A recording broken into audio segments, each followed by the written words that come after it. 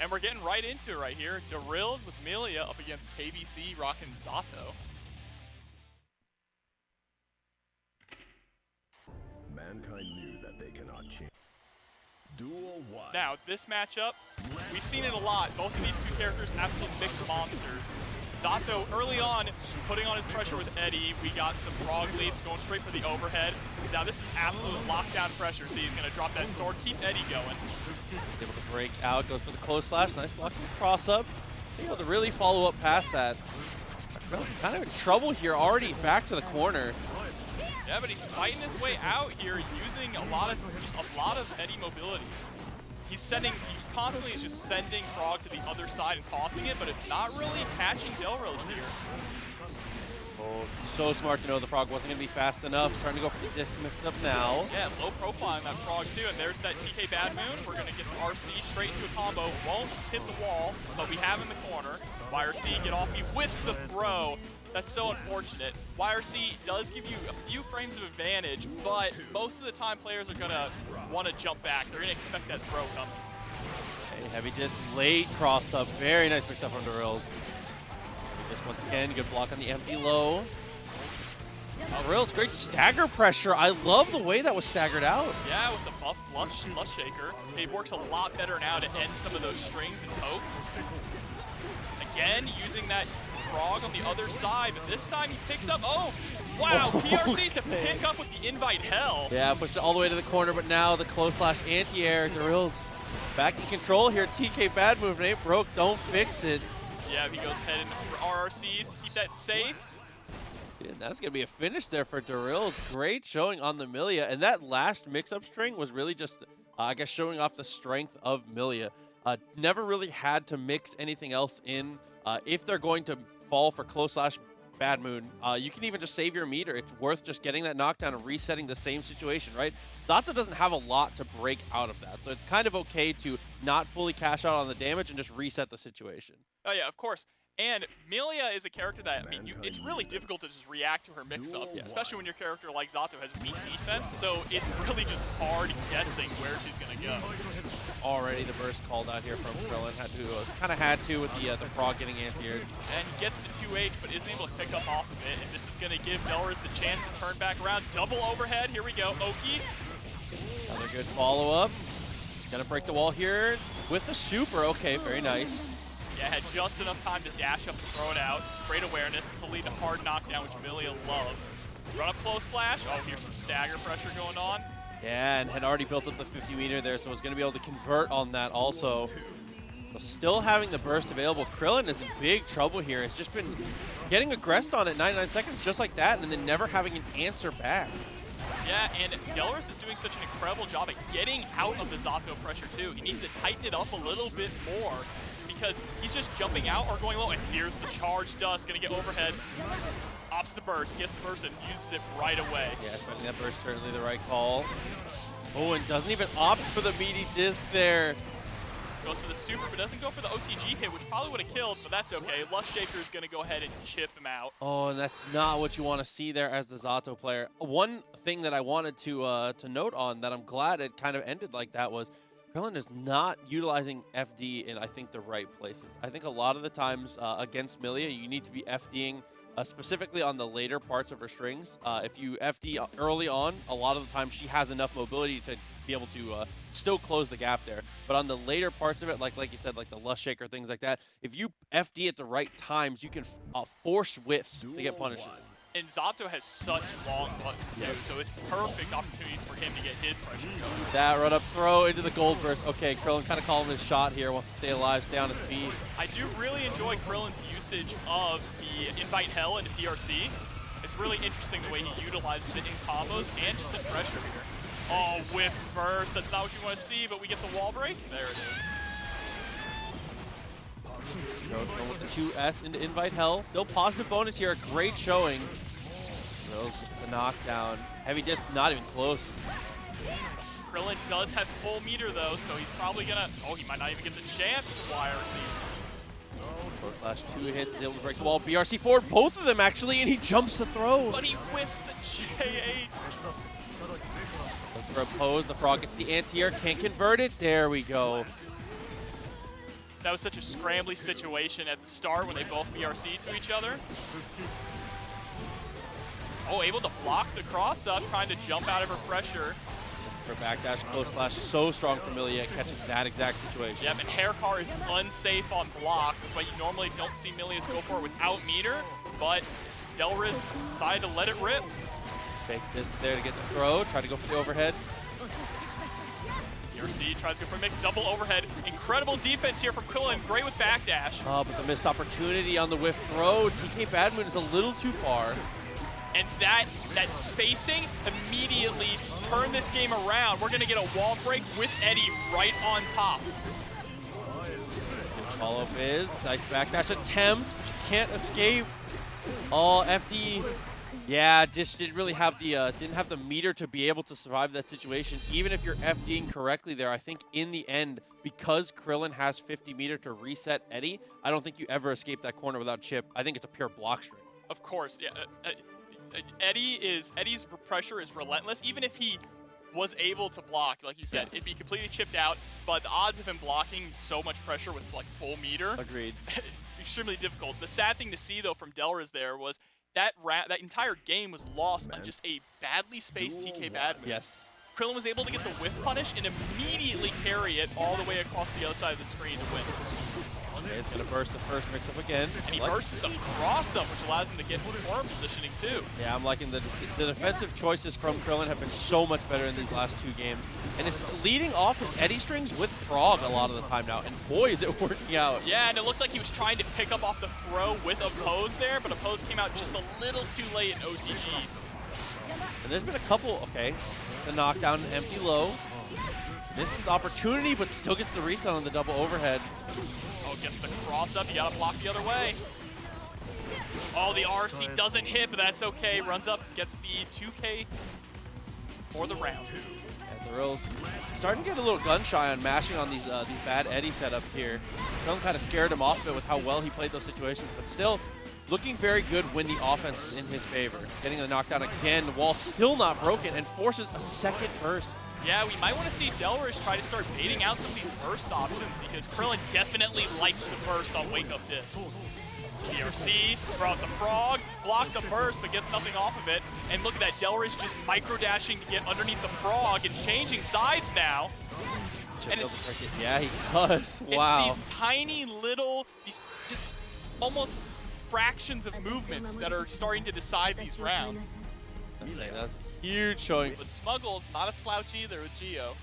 Yes, Geo versus Nagoriyuki also a very volatile matchup here. The damage is a little higher on one side, but a lot safer coming from Giovanna, which is a staple of a good Giovanna, is that in and out pressure, always ending in safe plus situations. In a perfect world, it never stops being Giovanna's turn off of one touch. Yeah, and that's something that's really important in this matchup, is you don't want to give Nagoriyuki the chance to get going, which Giovanna can benefit from. If she can keep that pressure going and keep stealing those turns, Nagoriyuki's not going to get a chance to get started. Stagger a lot from Smuggles, has the PRC to backdash. Oh, PRC backwards, not to land into the 2S.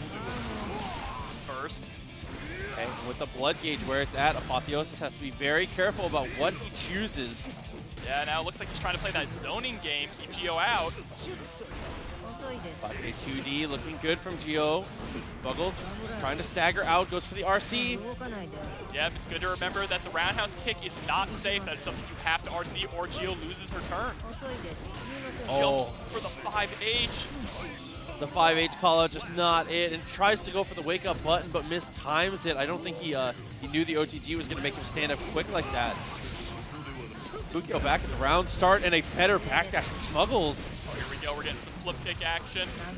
There's that strike throw game that Geo loves. Goes low, straight into super. We're going to get that wall break. Yeah, canceling super early, always the right call here. Is going to get a safe jump off the wall break.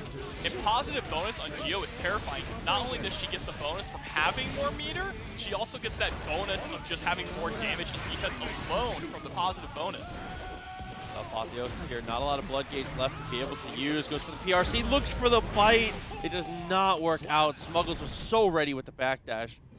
And that's a risky backdash against Nagori. Of course, if Nagoriyuki decides to press anything else, whether that be 5H with the slowdown or close slash, you are going all the way to the corner and losing half your life. Absolutely. Gotta be careful about how you choose these defensive options. If there's any amount of risk in your defensive option, multiply it by 5 if Nagoriyuki is what you're playing. It's really, really difficult. And if his blood is low, multiply it by 10. Yeah, exactly. So you got to be your risk reward. You got to do a little bit different type of math against this guy. So far, Smuggles is showing his work, looking really good. Yeah, like I said, Smuggles no slash, very solid Geo player. Jump over, great cross up. Is actually going to get bursted for corner positioning. Good use of the burst from Apotheosis, but Smuggles not seeming to care, is able to break out immediately. And you see, anytime you block the flip kick, uses a BRC to a DP combo into the wall. Look at that. That is some sauce right there. Absolutely amazing stuff there from Smuggles. Look for the 2H round start from Apotheosis. Smuggles continuing on the pressure. Uh-oh, party time. Yep, once the fight gets going, Nago doesn't stop. Oh, but the super, I think that's one of those rare situations where you kind of just forget that Geo can threaten from that angle. Yeah, and I wasn't sure. I think Smuggles saw the 2S and immediately just threw out the super to whiff punish. Big 5H counter. And here we are all the way in the corner, but whiffs the 6H. Able to block the gold burst, look for the close slash afterwards. Already out of the corner though is Smuggles. And with that throw, I think the round is over. He can't use any of his special moves now or else the blood will pop. This is such an awful situation to be in. Yeah, looking for any whiff that he can. Gets a throw though. And here we go. He's going to go into the target combo to get some of that blood back. Remember, he gained so much more now after the most recent balance match. JD. Oh, try to go for the JK. It does not work out. Amazing punish from Smuggles into the same side. And you notice how Smuggles actually kind of delayed each hit of that series to make the corner carry even further. The YRC bite from Apotheosis is very brave in that situation with having that much life total left. If Geo taking your turn back. Now, Geo's 3 specials that you'll normally see out of her block strings. Flip kick right there, it's still her turn. She is plus. Spin kick right there, that is also plus. The third one, like I said before, roundhouse, not plus. But the thing about those 2 other ones is you can stuff them if you predict them coming. They have a bit of a gap. But obviously Smuggles is just mixing up these options so well that Apotheosis doesn't really have an opportunity to press in between them. Yeah, kind of forced the burst in that situation. Just the RC into the cross-up. The structure of the mix-up game here from Smuggles. Trying to win this out in footsies. Has plenty of meter. Absolutely oppressing with that far slash, multi-hitting. Oh, backing up, keeps some space. He uses the flip kick after the second hit of the target combo. The way that Smuggles is utilizing Giovanna's options, I haven't seen much of this before, to be honest. Yeah, Apotheosis ending a lot of his knockdowns in 2S also, which is not really paying off for him. Nagoriyuki thrives once he's able to get closer and able to get those just put the close slashes on people, put the pressure of the bite, put the pressure of the amount of damage he can represent. But ending with 2S Fukyo is not giving him enough reward. If you are playing, one of the hallmarks of Nagoriyuki is that it can be difficult to get started. Once you're started, there's nothing really to stop you. An unstoppable force from Nagoriyuki. Yeah, but getting rolling can be hard. 2S into Fukyo is not getting rolling. That's resetting neutral. Not at all, and I feel like Apotheosis also needs to be willing to try and press in some of these situations. He is just holding down back and allowing Smuggles to take turn after turn after turn. I think that's a great call, though. He round starts 6B. That's the kind of confidence you need to see from Nagoriyuki. Just like that, even Fukyo backwards to the 6H. Like that kind of turn stealing, that can't happen, right? Yeah, no, and he's just allowing him to do it. Okay, block again. He's going to use the burst. And now the problem, the blood gauge. Yep, all the way back. Gotta look for a touch that can lower that. Oh, PRC's on the throw. Gets the close slash, tries the side swap, but unfortunately isn't able to pick up the combo. Swift. The OTG again. Good dash up. Smuggles is going to use the RC. Yep, and this is conditioning that Smuggles has shown. You saw just earlier, did 3 dash up close slashes. This time, obstacle for the throw, just knowing Apotheosis is going to respect the pressure. Ground start went for the Fukyo again. Wasn't quite able to get there. In Gold Burst, we have a fully installed Giovanna here. It gives her the highest guts rating in the game. That's what we need to see. The follow up. Blood gauge very high. Yeah, and a common theme of this match has been that Apotheosis is getting the level 3 blood within like the opening seconds of these games. Here we go, wake up super. I like this. I think that's a great call. They haven't really gone for any reversals, have been incredibly respectful on defense. If there was ever a time to pull out the wake up super. I agree, and that's going to give them a lot of blood back too. Whiff from so far, was trying to bait the burst on that backdash. Both hits, that was burst safe off of the 5D2, setting him up so high. Chipp will do it. Okay, counter hit on the Beyblade. Very nice. Beyblade probably Nago's best poke. He tries to go for the round start 2H, but he eats 5H right to the face. I still think it's a great call, though. This is what we were talking about with Apotheosis. We got to be willing to swing. Even there, that counter hit, I don't think that's a bad decision. I think we need to be swinging. No, I agree. I especially like that he used to wanted to go for 2H more, but he might not get the opportunity here. This won't kill, but the next mix will, and this is a hard knockdown. Going for a lot of strike, and ends up just getting in with the overhead for the perfect. Smuggles is going to take it 3-0, man. Apotheosis looked a lot better, I think. That even with that round being a perfect, I think that last round was keep the space, right? Chetoo obviously trying to close that gap, trying to go for those cross-ups. Has a lot of great mix-up once he's able to put Ramlethal in block stun. Putting Ramlethal in block stun is not an easy task. Yeah, she definitely has some of the best range in the cast. Oh, just empty jump throw. There's some Street Fighter action in here. Yeah, she's also in the conversation for the best grappler in the game. Her strike throw game is surprisingly good for a character who normally wants to play half screen. Right.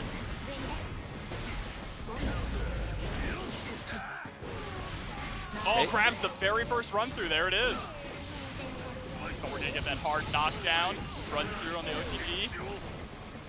Oh, Leo had problems picking people up, man. Yeah, apparently. Followed nice up. vision. Another cross up again. Fast RC for the extra damage, and that is a quick close out of that one. Incredibly quick. Ram's not optimal range. She's optimal at all ranges. DP, here we go. Knock him to the corner. Drop the heavy fireball for the Oki. Oh, you cannot press there. Look at that health bar. Yeah, and that was off of a dropped combo. He got half of her life. Yeah, it didn't even manage to finish with the wall break. 2D, tried to answer back. There's the throw. Got both swords back and beats the DP. This is a great situation for DKB. Are we going to get a super to break the wall here from Ram? Yep, of course. Here comes the Oki situation. Runs up and goes for the low, and that's it, right all the way to the wall. Remember, when you break the wall with a super, it puts the opponent much closer to the other wall, so one combo will wall stick them again. Yeah, that and Ramlethal, probably I would say probably the scariest character in positive bonus. As soon as that wall is broken, if you get hit by the next move, the wall is breaking again, and she's going positive again. And if you block the next move, yes, she's just going to go and go and go and go. Okay, good blocks on the 6P. And the range on that heavy slash there. Nice, able to block the DP. Try to go for the backdash and throws another run through, 2 for 2. Yeah, DKB is ready for these. Run up throw. Best grappler in the game, you said it. I mean, that was a great call out too, because that was in reaction to guard stance. So that was just a great call. And Ram, of course, any hit she does is going to wall splat. With those swords, just being able to shoot the sword and put you into the wall immediately is such a powerful tool for this character. YRC, get off me, creating a little bit of space. And remember, Leo generally seems to have trouble with characters with long range normals, like Axel or Ram. So this is definitely a little more in Ram's favor.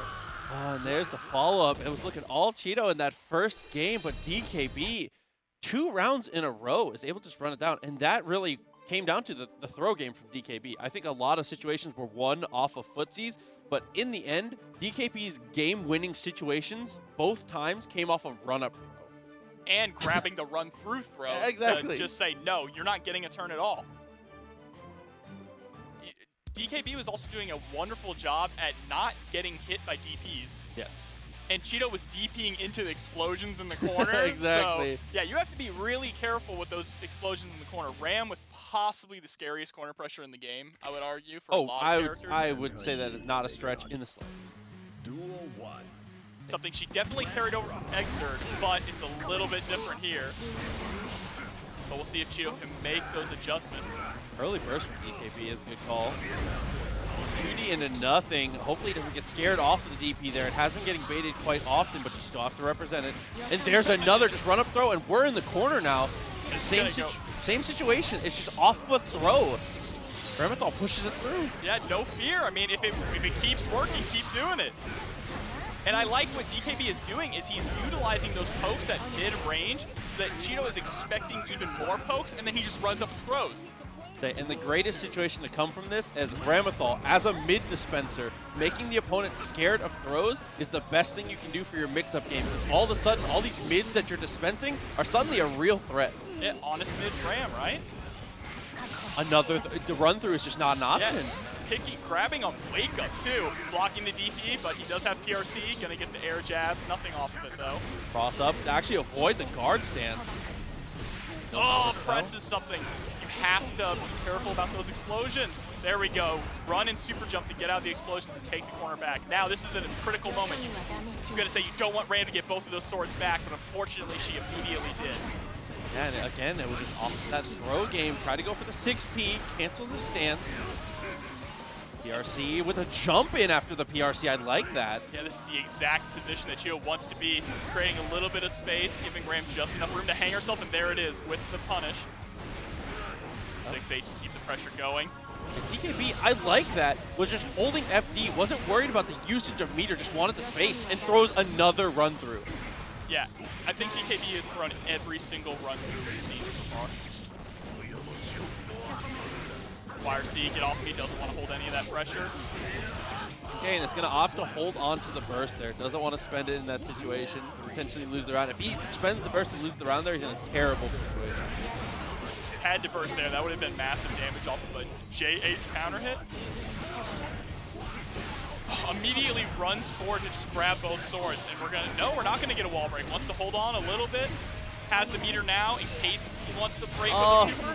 And Chetoo has shown so many times that they know where to jump out of these swords, so DKB has made it to the next layer. It's starting to stick out that 5K and break out those jump twists. You give away your mix-up there, but you beat the only time they can jump. Oh, and the little pickup off the anti-air 5K, you love to see that. Are we gonna get a super break the wall? No, we're gonna... DKB, not a care in the world. Best wake up super in the game. Oh man, and that is again just this whole offense from DKB is just built strictly off of the throw game. It is all cultivated from that. Chetoo has gotten opportunities, but on offense, it's not been impactful enough. Yeah, and you notice at the very end there too, something really important to point out with that one. That's the first time he's done a super at all inside of pressure or waking up or anything like that. DKB and he knew it was going to win, so he just did it. Yeah, DKB has just been down back FDing out of all of this pressure and just making sure that the cross-up is never a threat. Just reacting only to the threat. I mean, the overhead, honestly, is hit almost every single time. I think that Chetoo should maybe lean into that a little more. He tries to go for an overhead right there, but it does get blocked. DKB is allowing Chetoo to get away with those 6Hs, though. I want to see Chetoo use more of that to just steal turns back. Here we go, tick throw. Tries to go again, but there's the gold burst. Oh, DP's up to 2K. Oh, drops the fancy corner combo. That's so unfortunate, but it's all right. He has the life lead and has the corner positioning. Oh, but with that burst, just kind of pushed out of it. Tried to shimmy with the 2K. Not something you can really bait out like that. Go for the sword throw. What an answer. Yep, and that's a good adjustment there from Chetoo. When Ram throws the sword, you want to run at her and hit her. Oh, and because of how high in the air he was, he actually combos off a non-counter hit DP. We take those. Good to know that's even possible, honestly. Yeah, and there was a tech off the tick throw there. Anti-air 5K, 5E. Dashed underneath into the helicopter. Was able to get the punish, though. Confirm into the sword, and another DP works out. Yep, and Chetoo is making incredible adjustments here, getting out of corner pressure from the swords. Just opting to run out of the corner every single time. Whiffs the throw, that's going to be big damage. RC, we're going to get a full wall break here with the sword explosions. And that is just another situation that is one off of the throw game. DKB is just starting to mix in backdash into their offense. For the anti-air, try to go for the cross-up afterwards. Able to avoid, and this time it's just blocking those cross-ups. Yeah, and gets hit with the overhead. Like you said, the overhead has been working every time. Chetoo leaning into it a bit more. Yeah, and kind of got overwhelmed there. DKB was absolutely on the ropes. I mean, the FDing has been working out. FD into throw the cross-ups has been working. but it can't be the only option we have here. We have to mix in a little more YRC. We have to mix in a little more Wake Up Super. We've got to diversify our options here, or Chetoo is going to adapt. He's too smart of a player. Yeah, and as you see, it's already beginning. The adaptation has begun, and we'll have to see if DKB can put some brakes onto that. That's going to be the important thing. That run-up throw game, it's not working as much anymore, and especially that sword corner pressure, Chetoo has basically solved that. He's not afraid anymore. He will run directly out of the explosions and challenge DKB. So now we got to see maybe some more 5K options from DKB. Yeah. Even if you aren't able to get a combo, you're putting out 5K to try and stop the run out. And if the sword explosion goes off, you're still going to get pressure from them blocking sword. To say absolutely agree. That's a great way to start. Try to go for the attempt to fake throw. Look for the gold burst that works. So you see this time he's going to throw double swords because he knows he's trying to run out of it. Here you go. You see that adjustment right away. Now, after throwing sword in the corner, oh, he blocks the burst. Are we going to get super? Yep. Oh, good lord. So as you say, that adjustment is already working so well. No longer running forward after throwing sword in the corner. Now just sticking out buttons to try and catch Chetoo running out. And the consequence of that is now that Chetoo has to recalibrate and figure out how to get out, the throw starts to work again. The cycle continues, Jobber. We're going round and round. Oh, a little bit of a whip punish. Look at these. These are honest mids, okay? Block from standing or crouching, and we're going to get another super wall break. Oh, no. So much damage down. Oh. Dash up. 5D fully charged. Should be able to kill off of this. That will be. He's not going to get burst back in time. And that's Dude. perfect. DKB with the perfect to finish. You accidentally run into 2S, and it's, oh, well, I guess I got one more. Yeah. You almost have to play perfect. Both of these characters almost have to play perfectly. Yeah, agreed. Duel 1. See how we deal with it, though. We're going to have Bean on the Chipp, as we said, versus Zintai here. Get the floor to Axel. Zintai already establishing that space control. That IAT over the 2P is such a good option for Chipp. He's so fast. And first attempt at the Gamma Blade actually immediately stopped, not letting those clones rock through. Fast RC into command That's grab the Bean. right away in the first game. That's the Bean. Ooh. Jumping S, trying to go for the 5K punish. Nice block on the Alpha Blade and steals the turn immediately. You see this pressure from Axel. But now we're seeing more pressure. Just blocks the cross-up. Oh, but just blocking the cross-up is not quite enough. A great showing of like knowledge of how to play the defense there from Zintai, but being still able to come on top. Yeah, and keep in mind, just block is a 2-frame window. It is not easy to do. They got like 3 in a row. Okay, got Snail, looks for Renson afterwards. Run up throw, so smart. Knowing that Bean was going to want to run up, he said, I'm going to run up and meet you. Blade cross-up follow-up. You see quite often there. Looking for it again. This time goes same side. And gets the just block again, able to block, jumping out of there. Backdash into far slash, and that is one of the problems with Axel. Every button is a huge commitment there, and that far slash just shows it off. No, he waits so long to get the burst. He was content with holding down back and saying, I'm going to see what you're going to do, and he just gave him the burst. Come on, Zintai. I mean, that is, I think, just a testament to Bean. When you think of Chipp players, you think of fast and furious, aggressive, non-stop pressure. Bean, I've said multiple times and I will continue to say, is the best Chipp that I've ever seen at knowing when to just stop. Bean will just stand perfectly still sometimes, and just like staring at you menacingly is enough to get a burst sometimes, as you just saw. Because it's terrifying. Chipp is so fast. It's almost like a reverse situation. You see Axel running at you, and your brain short circuits. You see Chipp standing still, your brain short circuits. It's definitely the Windows startup noise every single time I see Chipp running at me. Oh, and there it is. Tries to go for the cherry bomb, but Chipp is too fast, able to run full screen and get the punish on Axel. Yeah, even Renson follow-ups are a huge commitment, especially in this matchup here. Dash up 5K has been on the menu for Bean. Went for the fake command throw. It's a normal one. Oh, goes wall cling, gets the opposite side. Okay, use the FD there.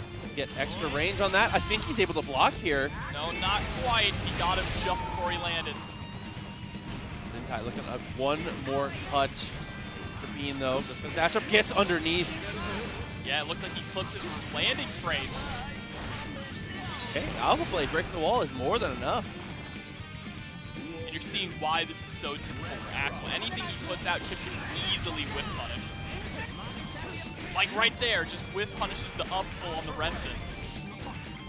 2S attempt, trying to call out Alpha Blades now, but these call-outs are not working. Bean is mixing it up so well. Oh, the backdash on the Rekka series, there you go. Gets that simple little combo from Axel does so much damage to Chipp. And you saw there, he jumped back because that first RC was a command grab like we just saw right there, but the second time instead he went for the diagonal Alpha Blade and was able to catch him. And the max distance there from the standing heavy Bean, another game in a row. Dude, able to just lock these down, and it's not like Zintai is playing this matchup, I will say, incredibly well. He knows exactly where to backdash, he's spacing himself correctly, he's maximizing every touch. It's just sometimes if Chipp gets to you, which he will get to you eventually, there's not a lot you can do as Axel, man. Yeah, it's just that one of those matchups. He's also getting an insane amount of just blocks, but he's getting absolutely nothing off of them. I don't know if he's getting them on accident or he's just not ready to throw a button out afterwards.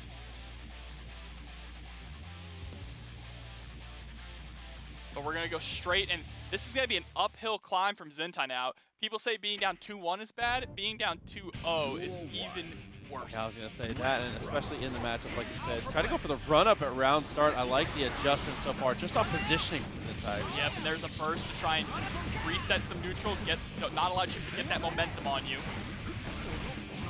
It's so difficult to backdash the command throw. It will just grab you right at the end of it. He delays the Rekka's fast RC command though again. Yep, and that's working out so well. And here we go.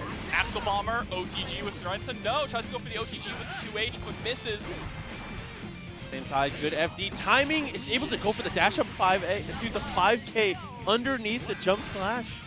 Yeah, and that 6K fast RC option has been hitting Zintai every single time. He's got to make some adjustments, start blocking high a little bit more. It's incredibly difficult to react to. There we go. That's what you want to see. You want to see the punish when you get that block. Okay, Renson, no follow-up. Important adjustment there, too.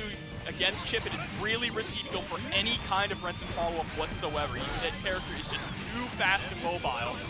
And he gets the burst off of that as well. How Not did enough he to know kill. That was coming? Not enough to kill, but still a great situation. Oh, just mashing jab. Oh, and that's just using the RC, spacing his Rekkas as best he can. Kind of forces Zintai's hand, because Zintai has to FD there. Or the round just ends if you're not FDing. But making sure his... Ooh, Jacko. This is a weird matchup. I think Potemkin does an okay job at stopping Jacko from pulling minions. But if Jacko gets away and gets established, Potemkin's life is just forfeit. Yeah, there is no way for Potemkin to get across screen when he is covered by minions. His armor will just get completely destroyed by the attack command. But Slide Head is the one true tool in this matchup for sure. Wow, look at this pressure going off from Dadpool here. Just absolutely mixing up with the minions, throwing them, jumps up and uses air attack command to get the wall splat. Okay, leaning into that air fireball a little bit more, and that is the biggest problem, is the throwing of the minions. Once more than one minion is established, yeah. Here we go, this is exactly what, oh, jumps right over the slide head, BRC, gonna get the D.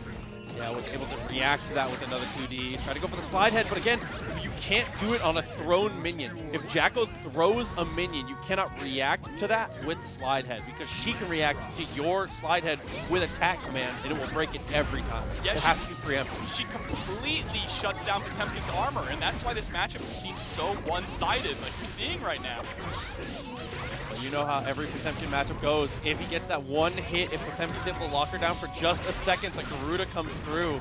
And Shine keeps going for these slide heads, but it's just getting absolutely knocked out of them. YRC, get off of me. Minion drop, looking for the 2D afterwards. Good jump, but the shield for the minions.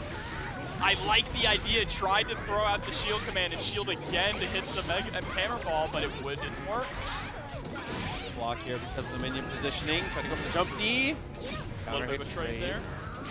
This is a scary situation for Dadpool to be in. There's the knockdown, and there it is. Potemkin Buster. A great call out there. Had plenty of meter and plenty of opportunity. A lot of other Potemkins will go for Garuda there. Might as well try and steal the turn. Other people know also how strong Garuda is, so they're more aware of it.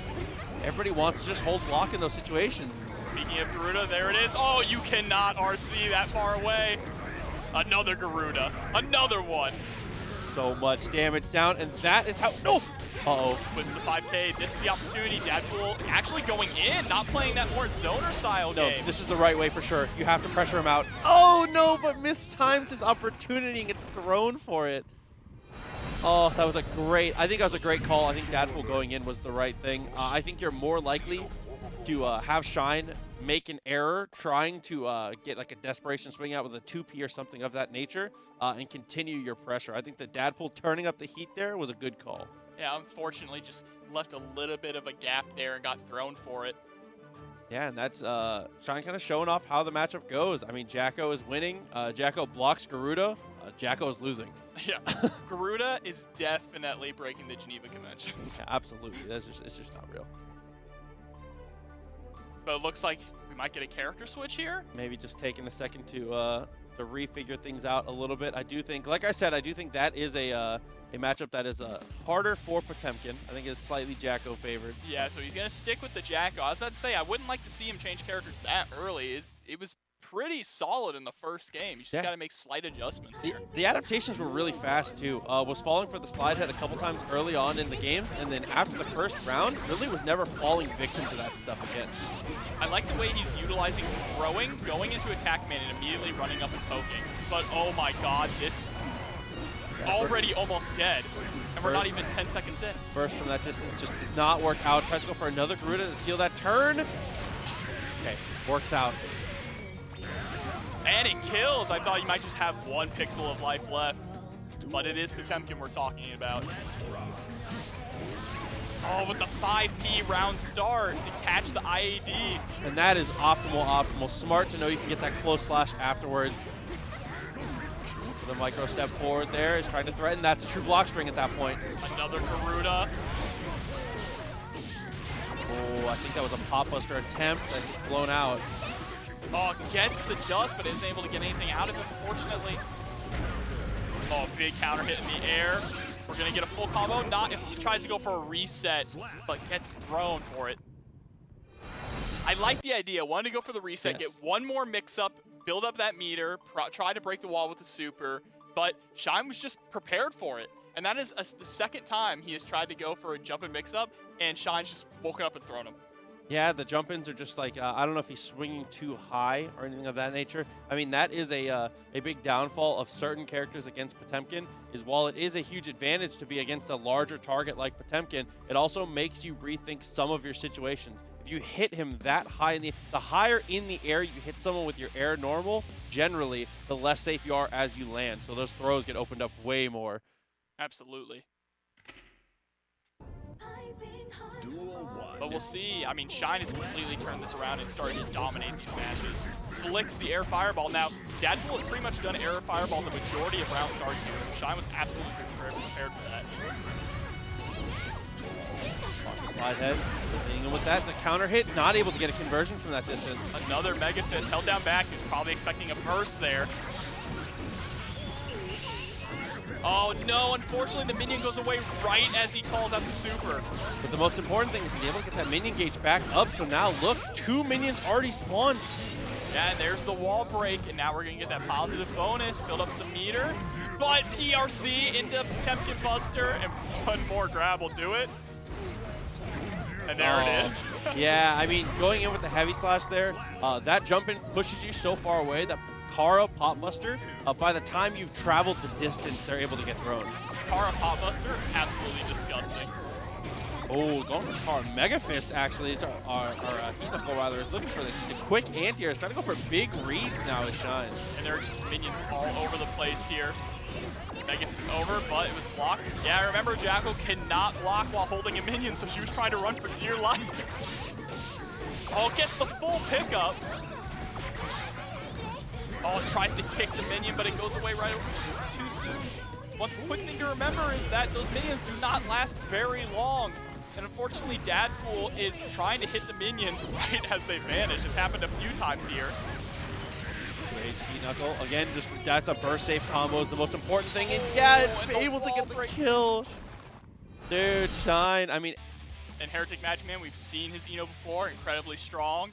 yeah, got 9th at a TNS, I believe, already. Oh yeah. And we're gonna see how DKB can handle this. And this is an interesting matchup. I'm really excited to watch.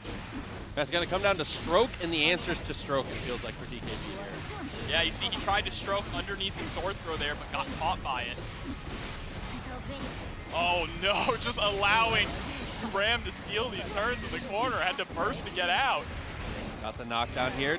Nice follow-up, and actually gets the burst off of that. Bad burst from DKB. Yep, stroke, absolutely burst safe. And using a lot of no Oki here. And the problem here is that DKB wants to get a YRC or something off, but you have to actually block the first hit to. Never had an opportunity to even spend the meter. And it's so scary to try and wake up Super against, you know, because her safe jumps are so powerful. Nice counter hit there. Great trade. Goes for the run-up throw. It isn't quite close enough, it looked like. Yeah, but push back to the corner. PRC tries to chase with the air throw, but isn't able to get it. Good second jump out. Like the structure of the pressure into the fully charged 5D. So much damage coming. Yeah, and no burst on the table to get out of it, so that is just free damage. Ooh, goes for the Psycho Crusher straight to follow up. BRC. And did you see how slow that JH was for so long? All cancels the first hit into stroke. And here we go. That is a full-on combo when you get counter hit. HereticMAGICMAN taking that first one down. And I think that a lot of it just comes down to HereticMAGICMAN, again, one hit cashing out completely per touch. It's going to be very difficult for Eno to find those hits, so optimizing your knockdown is crucial. And MAGICMAN showing it off. Absolutely. I mean, his mix-up game, that entire round, I don't think there was a single mix-up in that first round that DKB actually blocked. Which is, I mean, that's just really the nature of the beast when it comes to Eno. I mean, it's the classic, how do I block this? Well, don't get put in a situation to have to block it. Yeah, right? You want to block 4 overheads? One of them could just suddenly be low? Have fun. Oh, but the 6P knockdown. So much positioning stolen. I really like the use of Note from Heretic. Not only is he using it for Oki, he's kind of throwing it at a full screen too to prevent Ram from throwing out buttons to try and prevent the approach. Oh, and that is the strength of stroke in this matchup, being able to go over the standing normals from Ramlethal. He does have some options to catch it on some of her other lows. Wow, but that, just the autopilot mix up there from Heretic, even if the super is blocked, huge plus frames. Immediate round start run up throw. Yeah, I want to see some more low options from DKB in neutral because he is absolutely getting blown up by stroke. Oh, double overhead. Big follow-up. Psycho Crusher breaks the wall. Yeah, he goes off the JD with that hard combo too. Oh, big, just the tip of JS landing. YRC. Got the counter hit. He's going to be able to break the wall with the super here. And has 50 meters left over with positive bonus building. DKB should win this round for sure, but a wake-up super might be a better answer. Oh, there's the YRC. Blocks the burst, a little bit of a scramble at the end there. Heretic tried to reset with a throw for the win, but that, if he would have just pressed another button, that round would have been his. Just didn't believe in the swing. I feel like in that situation, if you're going to press, you might as well dial in that next button, right? Yeah, I mean, in creating some space, that's where you want to be anyway. DKB with Ramlethal wants to establish that space control. You do not want Eno to get in, so it would have been fine to just go straight into a far slash heavy slash situation there. Create that space, use that to just get that one hit to win. Okay, round start, we're looking for the jump in. Just air dashes straight in and gets the hit. Another counter hit follow-up though. DKB should be able to break the wall. Into a full wall break off the hit shot by one sword. Half-life, by the way. Yeah, and you gotta keep in mind, Eno with third lowest life in the game too. Going just never even an opportunity really to use the burst there. Smart on Heretic to don't even waste the opportunity. Well, 6P. Here we go, straight to the combo. Gonna use some note for Oki. And this all came off of one bad jump in from DKB. DKB can't be the one to force the issue, because if the anti-air and the knockdown come down, try to go for the tech. Yeah, try to go. Now, one thing to keep in mind, if you get stuck to the wall while standing and you cannot tech off of it, you will slide down, which will allow you to get mixed up. Dude, amazing call there from Heretic. And that is something that recently has been discovered to be incredibly strong with Eno and Millia both. All right, and this snowball, again, this snowball came off an air-to-air. Going back to neutral here. Able to just block at the last second there. Great with punish. Oh, stroke under the explosion, gonna get a full punish. And why did they give this character a command grab super? If you see the flash and you haven't jumped, you're dead. And the toughest part about that is those 2 rounds that Heretic won there, both the snowball started off of whether it was an anti-air from Heretic on DKB is pretty cool. We'll see. As the next match starts, it's going to be Giovanna versus Soul here. Eli facing off against the Soul Menace. Marshall's canceled. 3K. Yep, that's three frames, baby. Oh, and the clean hit DP. That wall is gone. What a great call out from Eli. Not even 10 seconds into the game, too. And it's already almost over. All right, there's that disjointed 2D. Such a great move for Gio. Yeah, arguably the best 2D in the game. I think we're going to see a healthy amount of 2D in this matchup, because it's something that's decent to throw out against Soul, especially considering one of his best options is Ground Viper. But he can also just say, no, you're not going to punish me, I'm going to DP everything.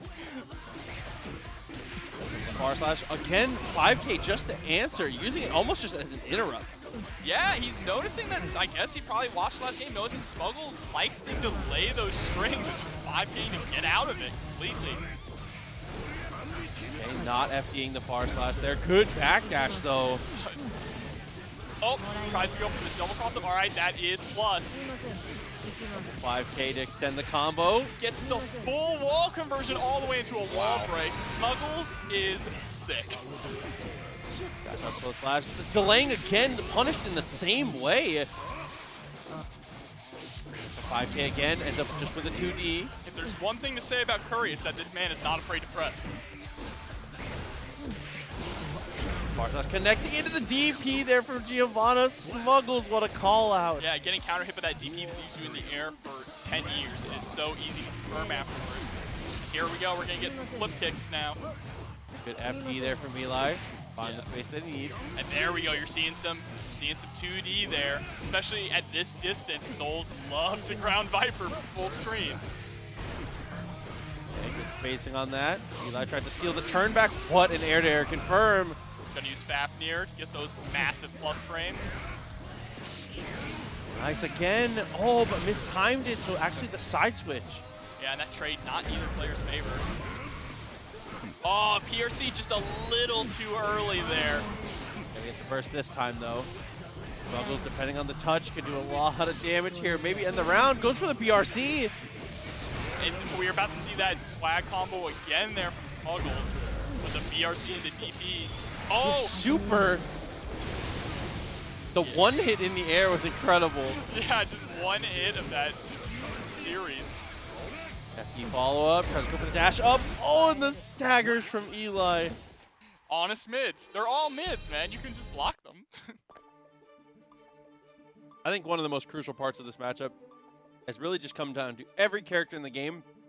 The biggest knowledge check versus Soul is what can you do, where should you FD far slash, and what can you do about it if you can force him to whiff. I don't think that Smuggles is FDing enough in certain situations. I think that if he puts far slash on you, or if he puts close slash on you, I think it's usually safe to at least tap FD just to threaten being able to push him out. Because if he does it twice in a row and you've FD'd the first one, it will whiff. Yeah, you are absolutely correct. That is almost like a key matchup component against Soul. Solve that 2D. Lead sitting here with Smuggles. First already gone for Eli. Oh, decides the DP this time. Gonna get a full wall combo. Not quite against the wall. Or does make it to the wall. Doesn't get the wall stick though. Air throw. Great tech there from Eli. 5K actually getting beaten out. Ooh, dash up throw out of I think he was going for DP there.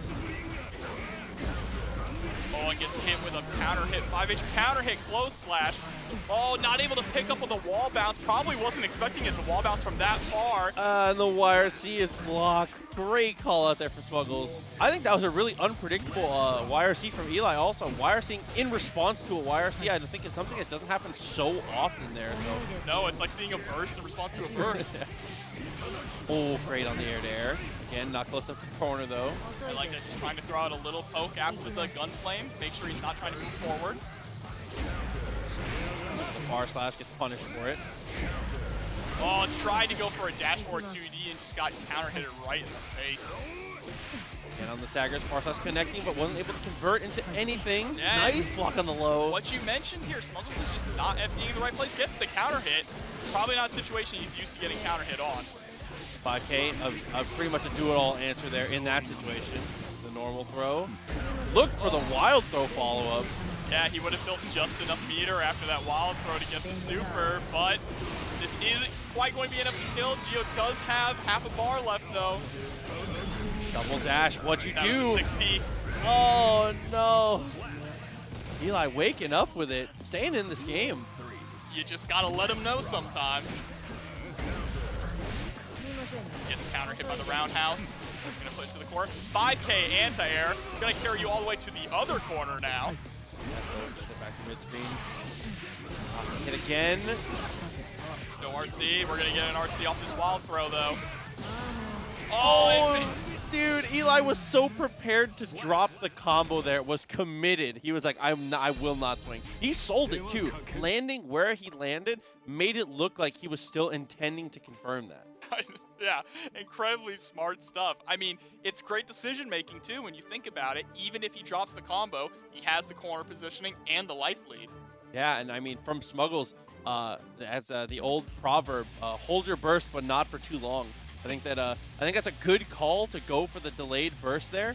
I don't really think there's anything wrong with that burst. I think that Eli just has some axe murderer stuff, being willing to drop your own combo. Yeah, just outplayed, honestly. It happens. 5K punish again. Smuggles is just getting clipped by these.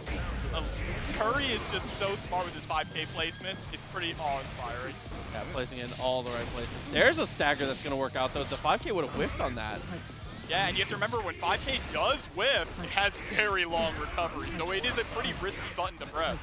There, and just like that, even though Eli got to keep offense there, Smuggles FD'd in a way that forced Eli to spend 50 meter to continue pressure, and that is a huge victory. Oh, tried to IED over the gun. Oh, that is not what you're you like gone. to see. Absolutely dead. No, PRC. Oh, he tried to go for the PRC into the DP, but landed too fast. Still got the anti-air, though. Duel 2. Let's rock. And you're noticing that Smuggles is starting to not delay his strings as much because he knows he's just getting 5K. Or he's delaying in that way. Close slash into the late 2S, things that are low enough profiles where 5K won't be an answer. Breaking the wall here with the charge 5D. Yep, that's optimal.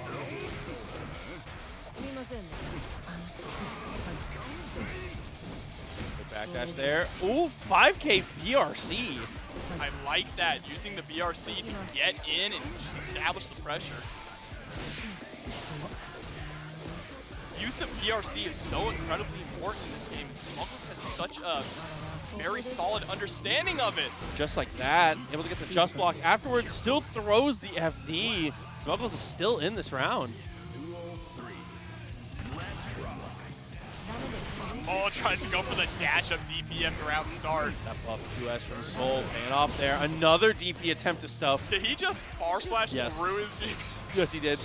Privileged buttons. Oh, there it was. Finally got the bait on the 5K, but wasn't able to punish. Yeah. Smuggles is starting to scout this out. He's read the reports, and he knows what he needs to do. Oh, and there we go. Yep, knows that is not safe. You need meter to make that safe. Gonna get a throw, not gonna RC off of it. Wild throw, this is the RC. Here we go. This is gonna be death. He does not have burst. Yeah, and that's gonna be EliTheCurry, man. Able to lock that down. Smuggles that thing you mentioned about him not wanting to press, that is going to be very important seeing how he deals with Pierce. Yes. Pierce is something you must learn to contest, and if he just lets Zato throw out Pierce, then he will have to hold that forever. But he wins the opening trade here and immediately gets the wall break off the first touch. Yeah, Apotheosis sticking out the 5K early, and it looks like any of that hesitation we saw from him earlier, it was just a phase. Yep, and we just saw there, he did not decide to contest against Pierce. We're going to see if that's going to be an omen for the rest of the game. Great conversion there. Tried to bait a burst, it looked like, from Krillin. Knockout into Frog. The burst comes through, and what a great conversion from Krillin. Knowing at that distance Invite Hell would pick it up. Yeah, especially with Nagoriyuki being one of the super heavyweights, knowing that you can combo on that. Oh god, gold burst here. Now he's got all the meter to work with. And this is also very important. YRC kills Eddie. So YRC's, oh, here's the pop. Ramlethal was so smart, and he has RC. That was just as good as it could get there from Krillin. You hate to see it, but like I was saying, YRC incredibly strong. It does kill Eddie, which gives you the chance to just immediately go in. Yeah, understanding how RC interacts with Eddie is one of the most important things in this matchup for any character, really. Oh, he wanted to keep the wall there.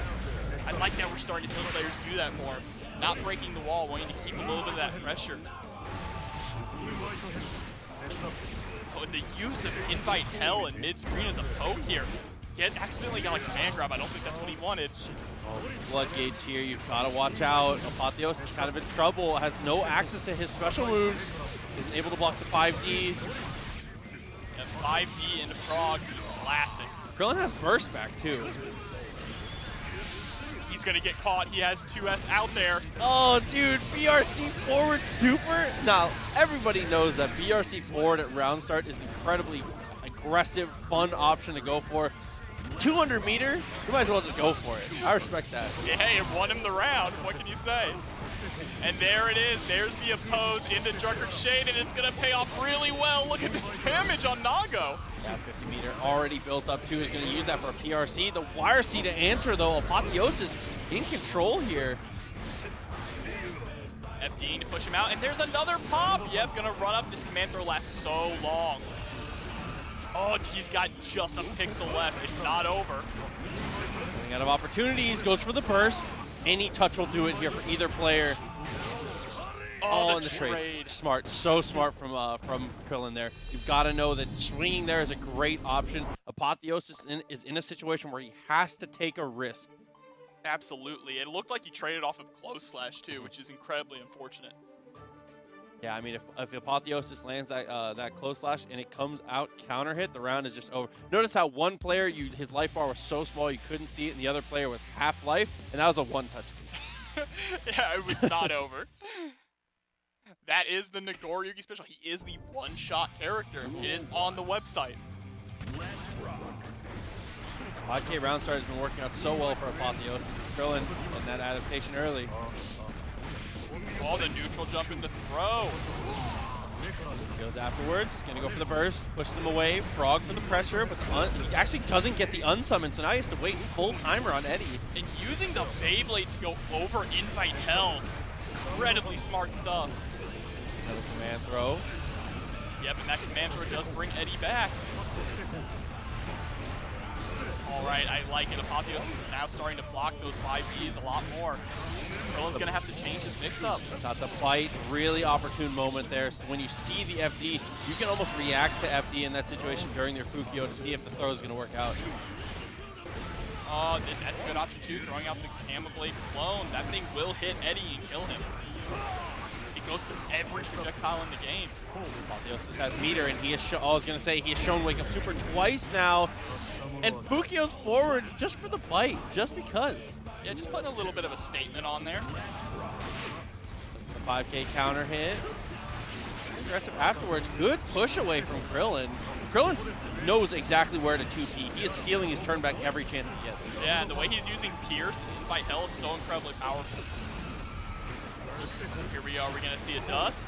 No, he goes for the low option this time. Goes for low again. And he's able to almost get the burst there. Yeah, there's that 2P you were talking about, and there's the 5D into the combo. Getting comboed with that much blood gauge building up. Apotheosis is in huge trouble here. Has to BRC backwards. Oh, he got the gold burst. This is a scary place to be, and yep, he gets caught by the Derilz. Yeah, after the Fukio forward there from Apotheosis, if Krillin does anything that gets him out of the situation, the round just ends. Just not having any blood to really work with here. Krillin is cashing out early on this first one. Half the life. All that off just the tip of 2S also. Yeah, counter hit 2S. If it goes anti-air, all he can really do. Continuing the pressure, and like you said before, Apotheosis' problem here is that the blood gauge is already so high. No options to fight in neutral here. Yeah, he likes to pump it up so early in the game, and there's the bite. Gonna go for the side switch combo. Yep, taking the corner. Plus frames there, fakes the bite. Really trying to steal these turns, but the blood gauge is adding up. There's another bite. And he gets the wall break to the kill. Okay, Apotheosis back in this, looking so much better there. And Apotheosis is the same archetype, I would say, as like that tired mage. He is a bite-centric player. He is very optimized in using the blood gauge and likes to rep bite early and often to, I guess, earn his mix-ups, right? Absolutely. I mean, he's definitely playing a real like gambler style. For sure. I mean, that's just again. You'll notice, knowing him personally, that's yeah. You'll notice so much. He will just do so many specials that he is going to pop, and then he has to go for that bite. And that's something that Krillin needs to acknowledge, because if he could just jump out of fight and allow him to pop, he basically wins. He's 6-speed frog. Apotheosis is starting to feel very confident here, and it's looking good on him. But another gold burst from Krillin. He always seems to find a way. Grabs the 5D. Incredible stuff there, but doesn't get the bite, and if he does one more special move, he's gonna pop. I don't think just at the tip. Okay, looking for the backdash. Has burst available if he so chooses. He can't even afford Fukio right here. The super jumping against Zato. Not super helpful though, especially when Eddie is out. And Krillin, the zoning game is so good. He's working these unsummons so well. Yeah, he's just content. He knows that the special moves are off the table, so he'll just be happy sitting back, throwing out Frog and Drill. Okay, just a little bit more blood back, but running out of time here. Apotheosis might get chipped out. If he's not careful, the super, he's going to commit to this chip game, and it just works out. Yeah, chip right into triple drill. Round start, Krillin's actually starting to win out most of these round start situations here with just a 2P. Oh, just for the double. The double overhead, so smart. You see, there's a smart use, but he's going to pop right here. Oh, yeah, the pop actually hits though, so he's in a much better position than he was. Oh, it just wasn't able to confirm with the super off of that. So unfortunate. Yeah, actually, maybe could have killed him. Good backdash there, tries to go for Beyblade. DP lets it rock, actually gets punished for his troubles. Yeah, and you're noticing that Krillin is just holding down back whenever he blocks Beyblade. He knows Zato has no way to contest him. Gold burst. Uh-oh. Double Fukio, he's running out of time here. Okay, and the chip is able to do it. Krillin takes another one. He's been getting chipped out a lot at these. Really has. At these the end of these games. Dude, and I think the most impressive thing here so far is it feels like every time Krillin has burst, he somehow finds a gold burst. I feel like every time I look at Krillin's meter, he's at 100 because he landed a gold burst. He definitely knows exactly where to do it. I feel like he's played this matchup a lot. Yeah, definitely looking experienced. He has reaction gold bursted a Beyblade at one point. Yeah, he seems to always do it on the startup of moves too. Dash up throw, got the knockdown. Using that buff 5H now. Summon Eddie. The unsummoned pressure looking very strong here. And Apotheosis just not knowing where the gap is here. You have to, your only turn there is to react when he goes for the unsummoned. And do you see all of that chip damage? Yes. Oh no, but with that missed opportunity on a huge punish there. Another missed opportunity. This time he just opts to go for the fight.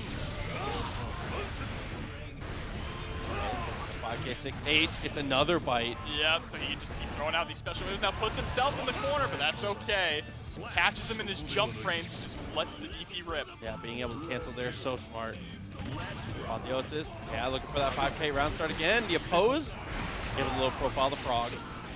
That was really smart of Apotheosis not to press a button there, else Frog would have clipped him. 2S and invite hell, trying to back away. But backing away, I feel like against a Zato who has already shown you that he's adept at unsummoning, I don't think he's the answer here. You just give him more room to work. And he's not able to jump out because of these frogs. And that backdash to get out of the 2H range, great stuff from Krillin. Gold burst here.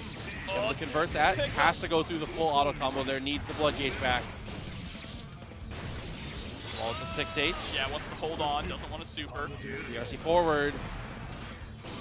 Had to stop in the second hit there. All three, you have to RC, it is not safe. Meterspend again just to get Eddie summoned, goes for drills. I like how he does drills straight into Pierce to hold them there for so long.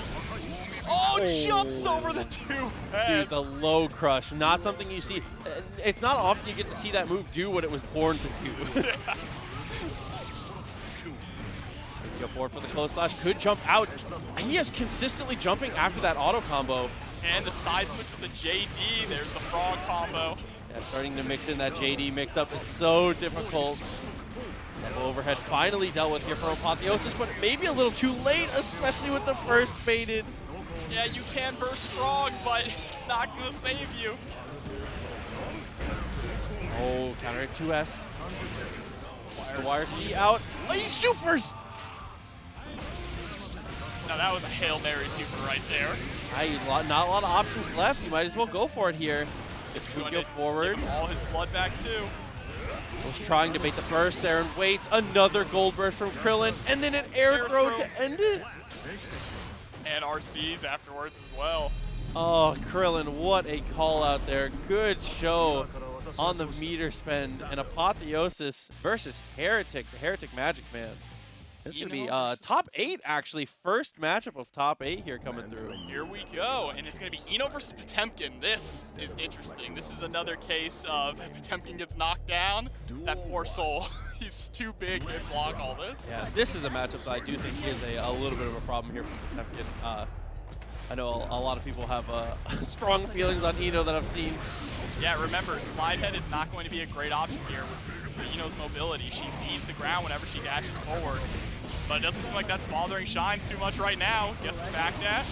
Yeah, knowing where to backdash is the key to this matchup for sure here, as Potemkin, I would say. And remember, Potemkin has the best backdash in the game. The most invincibility frames. Great blocks. Mega Fist back. Great to disrespect the pressure and do the Pop Buster at the perfect time. I think that is one thing that we've talked about a lot as Potemkins. Is in the beginning we were going for a lot of Pop Buster. In the secondary thing, we've gone mostly into the lows. The pendulum is swinging back. It's Pop Buster summer. Exactly. The meta, exactly, because now everyone's expecting Garuda. Oh, and then fully charged 5D, dude. ADS meter. Oh, unfortunately, it drops it. But that's okay. It still did a massive ton of damage. Oh my god. Cancel at the perfect time there. Just the stagger, knowing that the stroke was going to be the option. Shine plays that perfectly and is going to take that first game. Yeah, Shine is not worried about getting knocked down because he just gets right back up and fights back. He's got the steel chair too on his avatar. The steel chair is powerful. I feel like most Potemkin players have accidentally picked the steel chair as our weapon of choice. It does radiate some energy. So let's see if MAGICMAN can. MAGICMAN just needs to find that one knockdown. I hate to continue to harp on it, but really, Eno just needs that one situation. Just hasn't been able to find it yet. Shine's too solid in neutral. Yeah, Shine's just like a brick wall here with his defense. That is a huge punish there. Makes the Garuda and the F-Fast RC. That's 5K. And he was going to go for that was going to be back Mega Fist Karas afterwards. Oh, the round start 2S. The cross-up gets with his knees. You have to FD that Garuda. I understand you have to spend your meter, but it's worth spending the meter to not lose that chunk of health. Okay, went for Pop Buster last time in that situation, and now is throwing in these massive delays. And those delays are the scariest thing you can do as a Potemkin. If Potemkin does close slash and waits long enough to take a step forward, there's not a player on the planet that doesn't tape the stick up. So for the Potemkin player to be confident enough to go for that, and confident enough that they've earned the respect to attempt things like that, trying to feel themselves right now. Absolutely. MAGICMAN, again, it just comes down to getting these hits. Potentially just use it's hard because you can't use Note in neutral, because if you use Note, he's almost always going to react to slide head. Yeah, or flip. And then you have to hold it. But he's... Oh my god. All right, well, there's one guess. He's not even getting the opportunity to run a mix. Shine is just running the mix on him. BRC, the huge weight, just like that, the scariest thing you can do. The situation is going to burst out of that. Gets clipped just by the tip of JH. And here we go. Now, this is HereticMAGICMAN's chance. Gets the plus frames, goes below option. Oh, gold burst. Smart. Knows that that is unsafe, so just immediately bursts afterwards. He's got all this meter. Gets thrown out of stroke. That's so difficult there. I mean, trying to steal the turn with the heavier stroke. And that is mental damage when your opponent throws you out of stroke, and then they immediately pop bust you. Oh, I like a little FD tap on the jump. Through again. 6H instead of 6K. Isn't opting into the new buff there, and that is a huge trade that is never in your favor. He could smell that he wanted the stroke. Bro. And the moment he saw him twitch, he just popped the super. I mean, Potemkin got those GameStop trades. You can't... Being able to actually find those hits, especially against a player like Bean. I say it all the time. Bean, the highlight of Bean is that he's the best chip at stop and go. He is a master of the character, for sure. And utilizing that back dish, and there it is. There's the close slash. 4-hit combo. Kind of an uncharacteristic wake-up DP from him. Okay, the block there. Went for the second jump. Nice timing there on the second jump. Yeah, the Bean special, there it is. Fast RC into command grab, you love to see it. He's gonna get a wall break off of this. Oh, that low to the ground. I thought he was gonna potentially try and unstick him here, but Eli... It looked like that delay was him thinking about it for a second. And mixing up those options. You saw that first time he did the RC and the second time he went for Alpha Blade. Backers is good into the RC, gets the Alpha Blade, run up throw! It looked like he had swung a normal. Yeah, he hit with the J2K and immediately just landed and threw. Oh, there's the Beta Blade. He is living on the edge. He's not afraid to just throw out these DPs that he's won so far in each round. And another big counter hit, so much damage. I mean, we don't usually highlight the damage from Chipp, but that is a chunk off of that counter hit. Paul stuffs the gun flame with the 2K. And the bringer is not quite high enough to be able to convert. Has to go for the anti-air. Nice throw on the FD. Oh, whiffs the wild throw, but PRCs it. Here we go, corner pressure. Oh, opposite end. And they keep the same side and waits for the burst. Oh, being the patience of a monk was willing to down back forever there. Now you can absolutely tell just by this one game alone, Bean knows this matchup. Yeah, absolutely. I mean, we're at the point in this game where if you are placing anywhere above 0-2, there are certain matchups that you have to know. Soul is absolutely on that list. Yeah, it just, now at this point that we're at, it really just comes down to player versus player matchup. Agreed, for sure. So with that first one, locked down already for Bean. EliTheCurry. Again, he's one far slash away from evening any set count up. Yeah, but Bean's just so slippery. That's the problem here. Far slash, but wasn't counter hit, wasn't able to convert from that distance. Locks the Alpha Blade. Couldn't get to him though. Nice anti-air. This is what you need. And we're gonna get that wall stick. Not quite enough for super, but it doesn't really matter. Still does about 80% of his health. And then another counter hit. And Bean actually is gonna hold on to the burst there, not willing to spend it after having already taken 80% on that first hit. Smart option. Definitely want to hold on to it. That was a very unlikely round to win. 5K for the reset. Huge plus frames there on the Gamma Blade. Gonna get the wall break off the second hit of the Alpha Blade. 50 meter built up. The knockdown. Backdashing, possibly trying to bait out the DP. Oh, fast RC into the command throw. I would have liked to see him RC again after landing the command throw, but he takes the round anyway with a perfect. Yeah, this time the fast RC goes straight into the low. I mean, that is like, truly it is the bean. The mix-up that has just done so much for him. But Curry is doing an incredible job here of blocking the Alpha Blade cross-ups, whether they be air or ground. Oh, and 5K, but jumps the wrong direction. Oh, and the burst after the attempt at the DP. Yeah, he definitely wanted to burst there to hold the corner, but Bean was ready for it, prepared, he knew it was coming. And speaking of knowing the burst is coming to RC, we're gonna not get a wall stick, but that's okay. Yeah, still a lot of damage down. There's the throw, next touch will do it.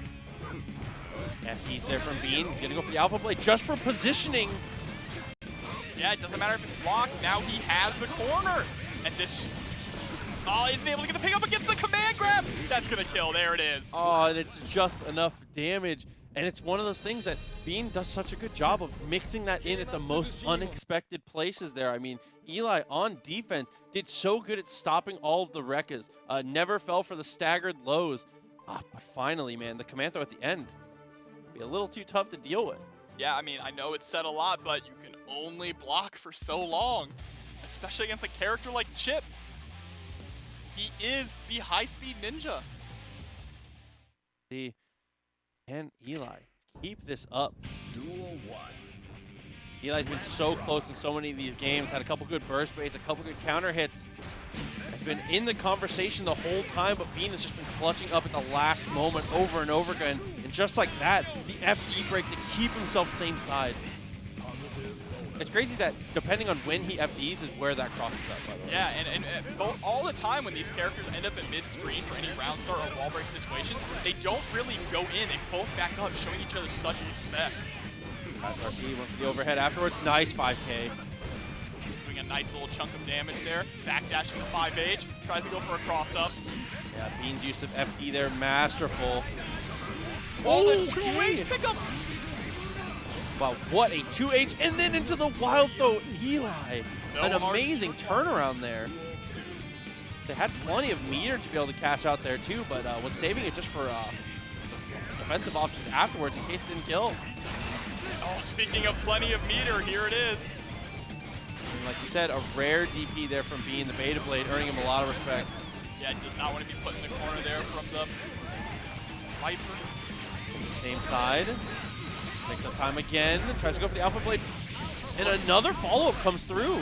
And this is the touch of 1,000 deaths here, but he gets the RC, not able to get the full burst. Why RCs to get him off with the super? And then another Alpha Blade, just raw this time. I loved that option though, to YRC the super so that he doesn't end up full screen on the other side. Oh no, 6H round start, and that is going to be a huge whiff, and he runs up afterwards, but isn't able to convert that. Both players countering each other with the dust. This is a huge problem now, being never out of it. Great on the 2K, but Eli's defense looking pretty decent here until the cross-up. No, Oh too no. far away for the burst, unfortunate. And he still has meter, he has decided not to spend it, and he's sitting on 100. There's the BRC for the pickup. Is he going to go into a super? Not quite close enough, but it's still enough on the wall break. Bean somehow manages to make that work. And it's always so interesting to me to see how Bean spends his meter. Like you said, he was sitting on a max bar. That Ram, Potemkin, Axel, those are all nightmares to pilot. But watching people mind games each other is so fun to watch. Yeah, and you want to talk about player expression. It's fun to watch how they play their character. Like how one player will be more aggressive, one player will be more zoning based. So we're already seeing Solstice is trying to go for those throws already. Backdash there, DKB, first one to land that throw. Push to the corner already, trying to use the swords. Manages to get them back, good positioning. Yep, Solstice knows that I have to try and run out of the corner whenever I block that sword. Dash up, actually throws for the punish there because of the just block. And that's what you love to see. Just block becoming a lot more prevalent in competitive play. Players are finally getting used to it and practicing it. And one thing to note, Just Block does not change frame data, but what it does change is pushback. It makes whatever move from Just Block have absolutely no pushback, putting them in space to punish things you normally wouldn't be able to. Oh, DKB, a great use of RC there. Had another one on deck if he so chose. That was an amazing way to convert that from that height. DKB likes to take to the air in these round start situations, whether it be back or forward. And speaking of taking to the air, here is the fully charged dust. The first there from Solstice. Okay, able to get the burst out of DKB. Oh, the IED situation on the reset. That confirmed, actually. Oh, mistimed the meaty.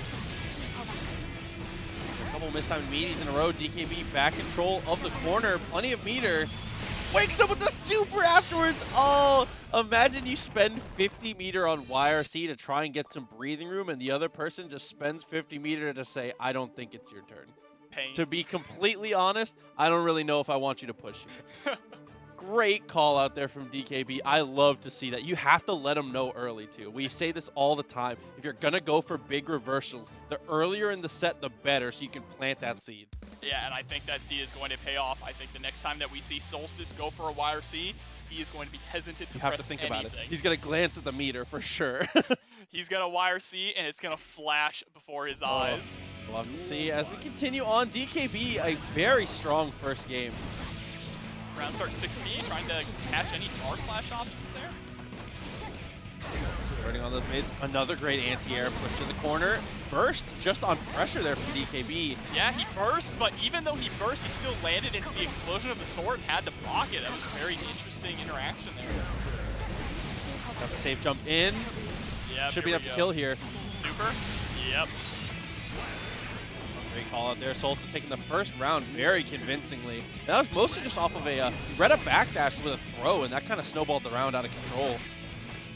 It's crazy how much of these rounds are decided just on one throw decision. Yeah, and DKB is utilizing 6P really well too. Oh, there's a throw. Speaking of, we'll see if this will decide the fate. Whiffs the throw and gets hit by a counter hit JH. Okay, continue to extend. Use the 2K to low profile that. Didn't want to be in block stun after the sword. Oh, runs forward. Thought he got both swords. This is an awful place to be. Yep, burst. Gotta run forward and at least get one sword back. And that is the second time. Both of those rounds were won on Solstice reading a backdash. The first round, he took a leisurely stroll. Solstice pressed the dash macro and did not let go. Ran all the way through the backdash and got a throw, snowballed it out. In that situation, goes for that micro step and 5Ks. 5K will extend his pressure, or if it's a backdash, he gets that air counter hit like that. It's able to convert fully. That was just, Solstice is killing DKB on backdashes right now. Yeah, backdashes they don't have nearly as much invincibility as they had in the past games. Yeah, agreed. So you have to place them a lot. You have to think about where you're placing them, because if you get hit while backdashing, that is an airborne combo. Sword throw, not the punish, but DKB answers straight back. The throw landed already to the corner here. Solstice got to be careful. Uses the double jump, but it's answered immediately. Yeah, I like the run through he had to burst there. Keep himself out of the corner. Gets the full Rekka series.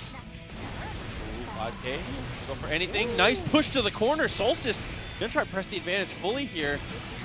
Fancy little mix up there too with the PRC. Walks just out of the fully charged dust range and punishes it. And with that full punish, Solstice walking the round down again. DKB really needs an answer here. Round starts to be going heavily in Solstice's favor, but DKB has an answer for it this time. Yeah, and Solstice immediately pressing 5K to stuff DKB with his approach. And one sword gone. Finally returned here for DKB. Has burst and burst on pressure. And now one sword already gone. This is trouble. Another sword throw into PRC. I like this adjustment here. Starting to get a lot more pressure. Oh, but DKB lands the throw. Daggers from the meaty here.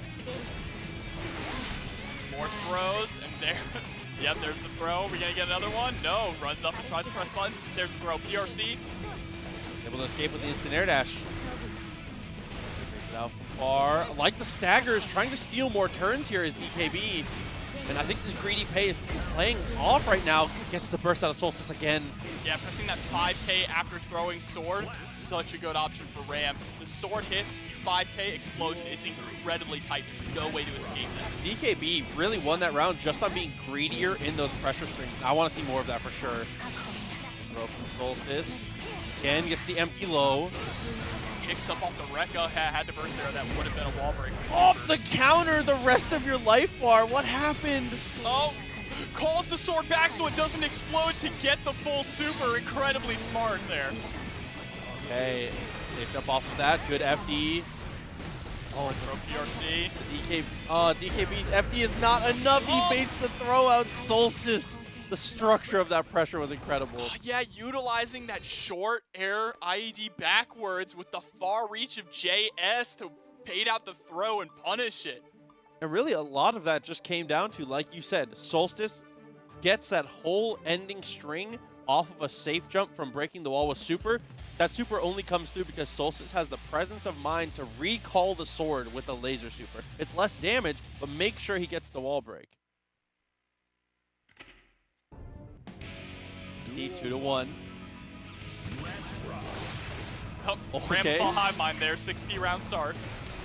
Dash up afterwards, DKB counter poked away. This is a wall break. Absolutely, and he has enough meter for super. And there it is, calls back too, but the explosion. Hey, it's enough to hit. Solstice in big trouble here. Oh, the tick throw. And the fast decides not to charge it. That is so incredibly difficult to block. It comes out incredibly quickly. Yeah, it's tapping that 5D, so powerful sometimes. Jump over and looks for the punish. Nice jump away, and then gold burst. DKB is playing with so much confidence here, but it might come back to bite him there on the whiff.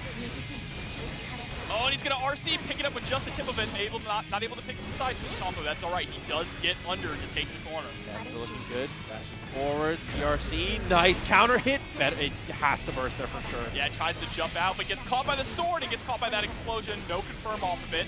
Yeah, classic Ramlethal jump, PP, you know. Sometimes you just got to keep him there. Solstice grabbed DKB before the sword explosion. That is the first time he has done this. The fuzzy stuff, and then resits.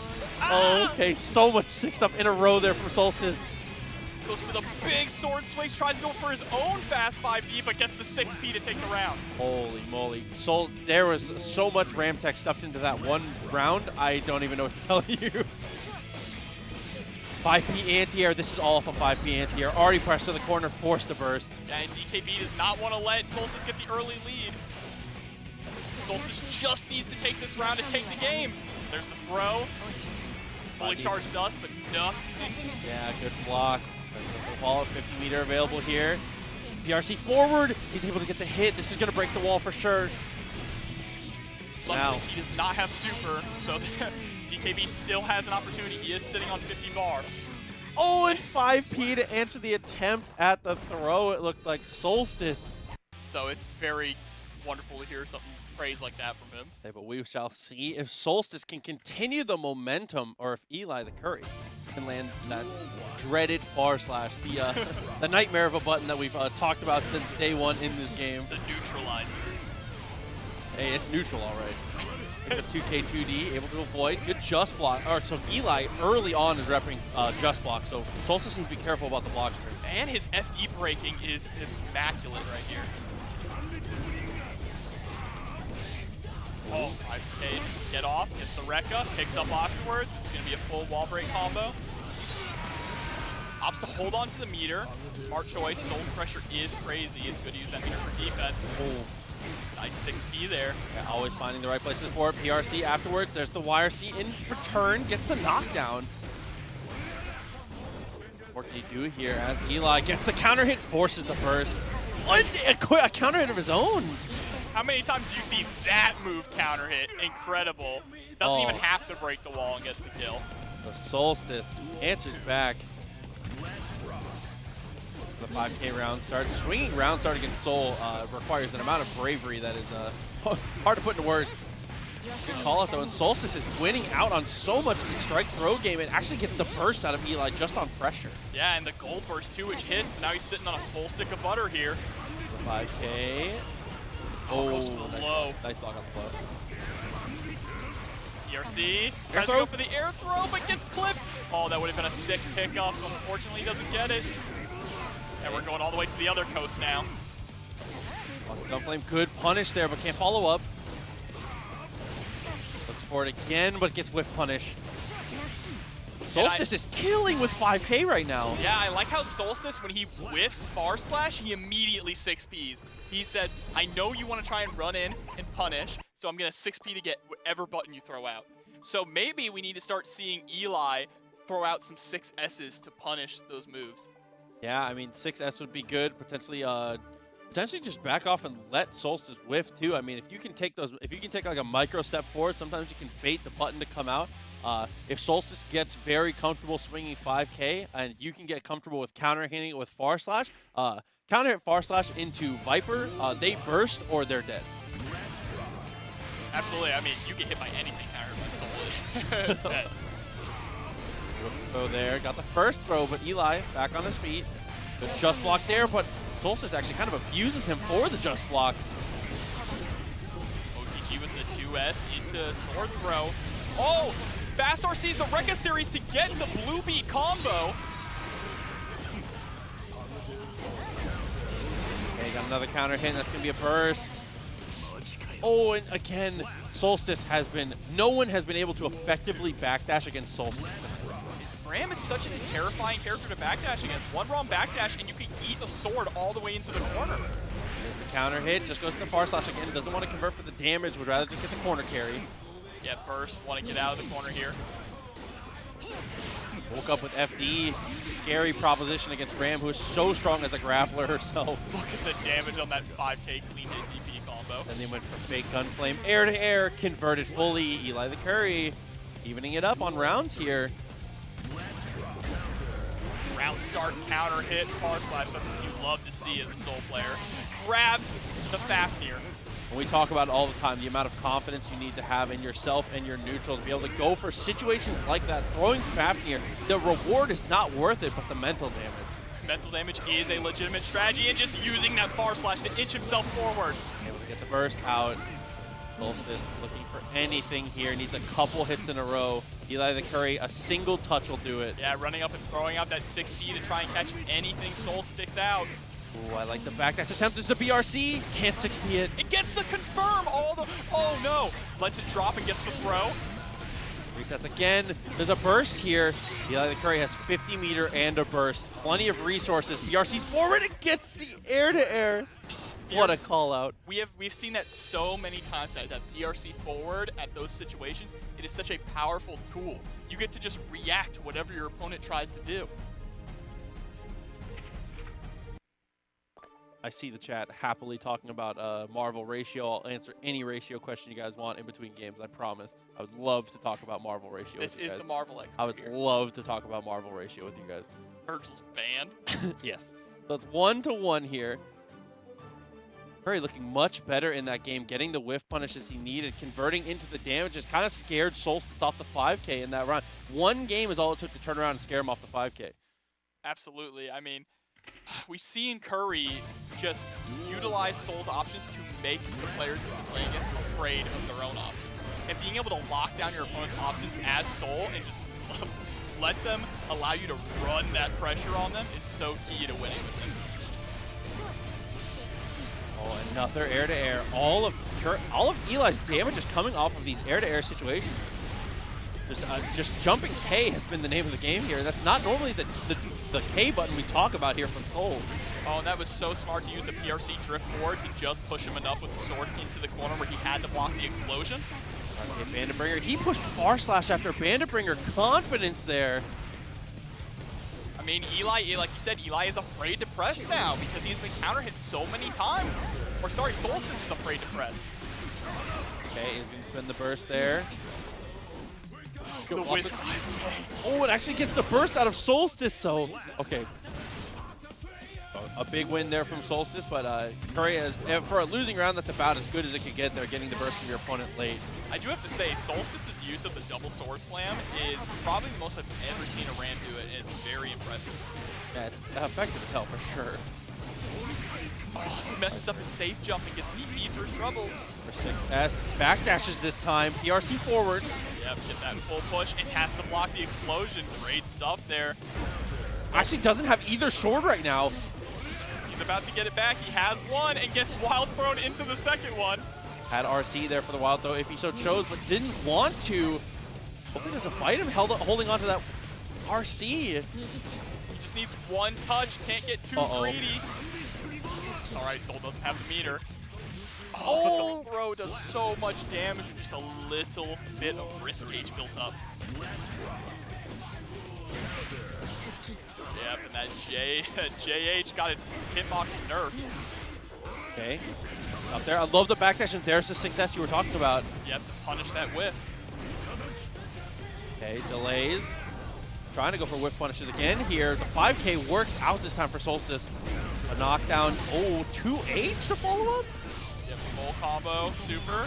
There it is. We also haven't seen any ground Vipers from Eli. I wonder if he's thinking about bringing that out anytime soon. Has meter to make it safe, but not going to be able to send it out in this game here. 2-1 now in favor of Solstice. And I think when you have 50 meter, that's something that you definitely have to put on the table. Even if it's just an option that you go for once to, again, kind of plant the seed and let them know you're willing to go for it. Definitely, I think Viper in neutral has to be a threat. Yeah, especially because Solstice is really just whiffing at these buttons that you can Viper underneath, and you can also Viper underneath Sword. So it's not seeing him use it is incredibly interesting. Yeah, it doesn't have to be ordered, but it definitely has to be on the menu. Far slash gets the counter hit, forces the burst from Solstice very early on. And here we go, we're gonna get a wall break. No, opts to go for a mix-up, but he wakes up with 5K. He does not want to respect that at all. Back here too far for the follow-up. Solstice tries to go for the double slam, has to spend PRC to get out. And that's a pure counter hit there. Plenty of meter available. Yep, run up throw. And here it is. He's gonna doesn't even have to spend the meter. It does so much damage. Dude, the wild throw, so smart. Round starts 6B, but then he whiffs the throw and gets thrown himself. Now he's gotta hold this corner pressure. Yeah, the throw almost better than the hit there for Ram, just for positioning's sake, making sure it gets to the corner. And he's pushed right back into the corner, this relentless pressure. And every single time that Solstice tries to go for something cheeky in the air in the corner, he is ready with that 5K. Yeah, don't jump without purpose here against Eli is really the message here. Tries to go for the jump in. Plenty of meter here for Solstice, and Eli looking like he's trying to bait YRC really early on into this. Gets counter hit, there's another PRC. That pickup is so incredibly strong.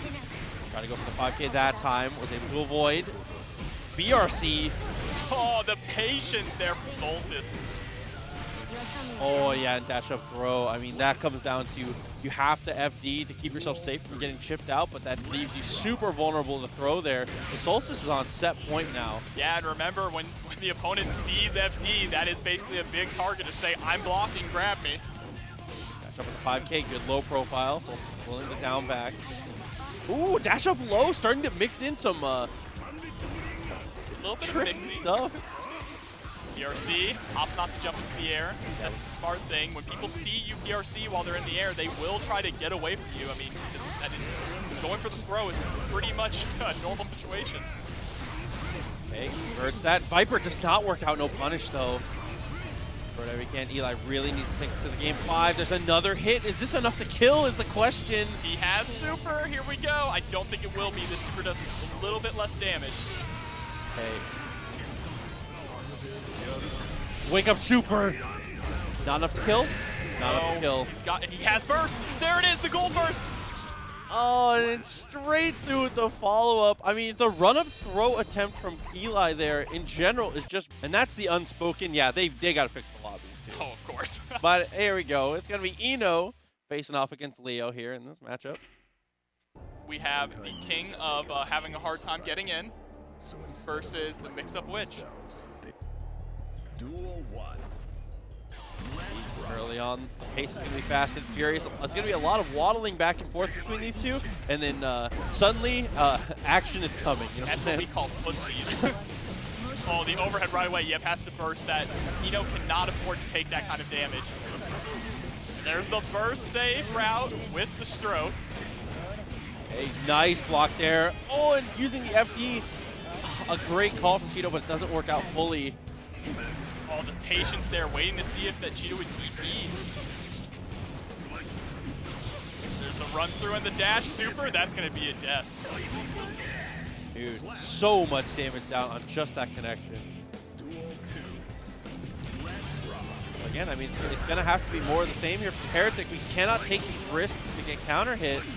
Yeah, and I like that run through to reset your pressure. OTG into the Batista bomb. There it is. That meter as well. and combo. And takes the kill off of that. What a round. What a game. Dude, an exclamation mark on the first game there from Chetoo. That's going to be 1-0 Heretic. I mean, honestly and truly, just from a strategic standpoint, there's not a lot to say with that one. I mean, Heretic just got, that is one of those rounds. Sometimes there's going to be a Leo round. Sometimes you're going to get hit, you're going to black out, you're going to wake up, and your character is dead.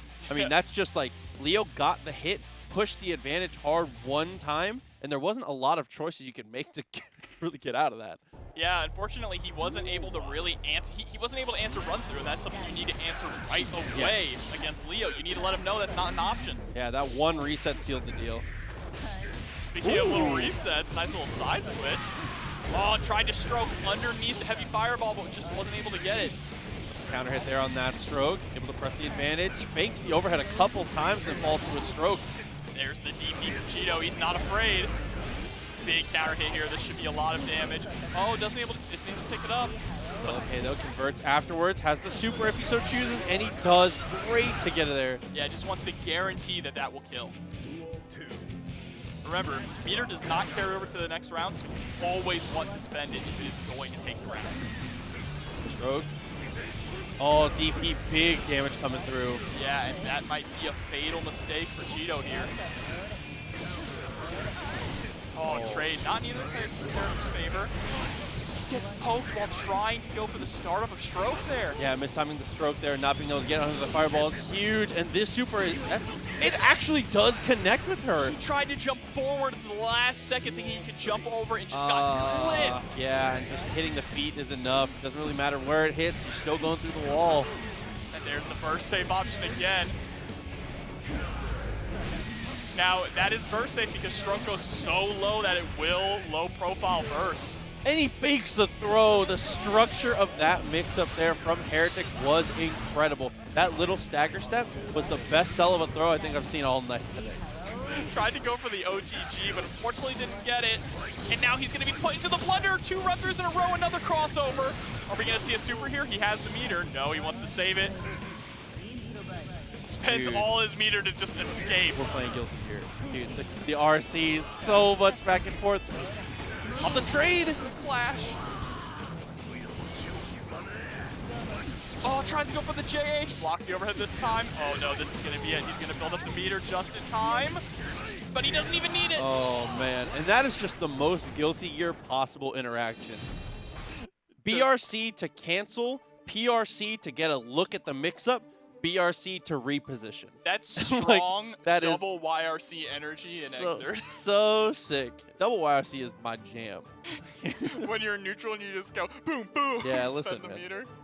My bad.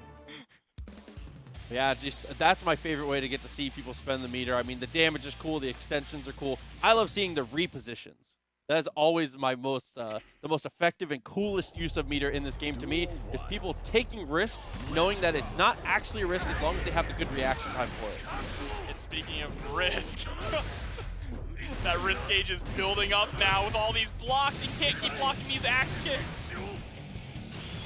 Oh, super, this might be death. Very close, and it is. Holy moly, Tito, another perfect. Welcome to Sajam's Will It Kill. Oh, and off the counter hit. Actually, again, burst safe. You cannot burst if the combo route has stroke in the middle of it. You have to be careful about how you burst. It's very particular. Yeah, and it's so strong because if you don't burst there, stroke will hit. Oh, he was able to block that in time. I thought for sure that was going to hit. But that's okay. He gets the combo, pick up. There's answering back with his own perfect, and that's really just how this matchup goes. I say that is the type of back and forth that we're accustomed to seeing here. Oh, nice. Tries to dash forward, just gets hit by Far Slash. Another counter hit. It's just answering stroke at the source again. Another one. And getting the fancy corner combo here too with the DP. Yeah, got the dribble, breaks the wall. 50 meter here for Heretic, has to spend it well. Next touch could do it, and then just straight in with the helicopter? Yeah, just delaying him enough to make Eno's 6P whiff. Wow, so a 3 for Shine. Yeah, he's going up against the brick wall that is Shine. Yeah, Shine's defense has been incredible up and down the whole way through. And this is going to be an ultimate test of it because Chipp, his offense, his blender, it is unparalleled. Ooh, just block on the first dash up 2K. That is not a good sign if you're a Bean fan. Looking really crispy already from Shine. Outplayed across, here comes the mix up. Continuing the pressure and gets the counter hit. The burst is blocked actually. And this is going incredibly well for me. Oh god, I spoke too early. Here we go, we're blocking Garuda and the Potemkin. 50 meter built up, not gonna RC. 6P, that's a kill. Yep, praise the Lord, there it is. And like I said, listen, I do not mince my words. One error. That was exactly. Into the next round here, Shine. That's all it takes. You've just got to stay safe and solid. You know you can win off a one-touch Bean. Again, cannot make mistakes. Oh, he whiffs the Garuda.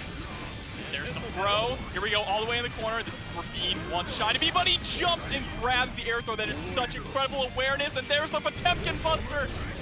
RC to follow up, blocks the RC. first. Oh no, Shine, you're too dirty. Again, that is just the nature of the matchup here. Shine playing it perfectly. And again, Bean, you cannot really fault Bean for any of the interactions there. Bean just has to go aggressive. Try and get these hits. Try and milk every single touch as far as he can. Shine is just, it's up to Shine to react like that. Chipp is going to run the same offense regardless. It's just, does Shine make the right get? Shine has like a 20% chance on every defensive interaction to kill Bean. Bean just has to be unpredictable. And that has to be an absolutely scary thing to think of for Bean. No matter what you do, it could all just go away in 1 second. Continuing to apply that pressure. Nice there on the 2H burst there from Shine. Yeah, burst the Rekka too. That's a perfect place to burst against Chipp. He's stuck there and can't punish you. Shine. Rare miss of a car pop buster there. There's the command throw. Still have that corner pressure. All right, we got a tick throw. Oh, uses the momentum from the fast RC JH to land and pick him up. Oh, and there's the counter hit. Good in the footsies. Bean has to pull out all the stops in this match. But that was a picture-perfect round there from Bean. Really just the mix-up game was great. Never overextended. Got a ton of counter hits. It was looking good. That is how every round should go. Yep, and there we go. Another tick throw. That goes cross up. sides. Shine, really nice block there, especially on that cross-up. And there's this one mistake. He cannot make another one, or that's it. The slide head. 5P gets aggressive. Oh, far slash, no cancel. And that's the second time he's gone for the low option after the fast RC. And Shine continuing to just try and weather the storm here. Try to go for the aggression. Afterwards, still has burst. Yeah, Bean was trying to bait out the burst there. There, he tried to bait it out, but unfortunately he hit on his second jump. Oh, and then 6K. Very nice. Another one for Bean, taking the game down 2 rounds in a row. And that's really how it's going to go. I mean, I hate to harp on the same thing over and over again, but either the round is going to, the game will be over in 15 seconds, or it's going to take 3 minutes and Bean is going to clutch. Absolutely. Bean wants to play that long haul game. Got to continue on. Bean looking very strong. Shine, and again, Shine, hard to fault Shine. Shine got a couple counter hits in, was able to throw some punches, and they did land. Just wasn't enough to cash out a round on them. Yeah, he's got to deal with this unpredictable blitz of mix-ups. One really important note about this matchup too is you notice that a lot of the times in older matchups, Bean used to go for jump 2K a ton in this matchup. With the changes to Potemkin and to Chipp added together, Potemkin can generally close slash on reaction jump 2K. Yeah, jump 2K absolutely a way worse option now. Catches him in the air while he's mega fisting. And here you go, Shine just can't seem to get out. This is his opportunity. Garuda, double Garuda, there we go. But making the hit there actually kind of gets Bean out of trouble until the pop buster, and you're just gone. Another time, one interaction, man. The Garuda is blocked, but taking the hit on the Garuda actually wasn't bad there for Bean. Sacrificed a lot of life, but got a ton of screen position. That was just a good guess on Shine's part after. Sometimes, if they don't have any meter, that is just the best option to let Garuda hit so you can get Potemkin away from you. Yeah, but you need to get counter hit by it. Otherwise, it will not push you away. Otherwise, it's a pop us here. The situation's even worse. Nice block. No punish. Wasn't willing to go for it. Yeah, that is unsafe. You can punish Hammerfall. Oh, and then close slash to follow up. I like the little delay, though, from Shine. Shine goes for the RC there, delays for a split second just in case the burst comes out, and then swings that close slash.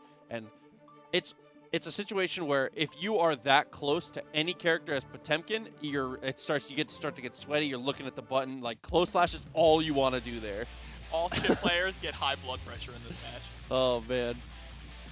2-1 in favor of Shine now. Bean still has a ton of work to do, win or lose. Yeah, it is an uphill climb. Round starts slide head here. Oh, almost gets clipped by the Mega Fist, so scary. And great just blocks too here from Shine. He's got Bean in the corner, had to RC out, burst out of there. Yeah, kind of forced the situation. Starting to mix in hammer stops here off of 2S, just like that. Oh, and that is why he's fishing for the counter hit. Has RC to convert this as well. And that's death. No, drops the Mega Fist. Oh, should have just gone Heat Knuckle. Tried to overcomplicate the combo, and now could lose the round off of this. The mix-up is starting for Bean, and the momentum is not stopping. Gets the side switch, pauses to try and get the burst, but PRC forward into throw, so powerful. Ooh, that was a dangerous situation there from Shine. They luckily came out on top.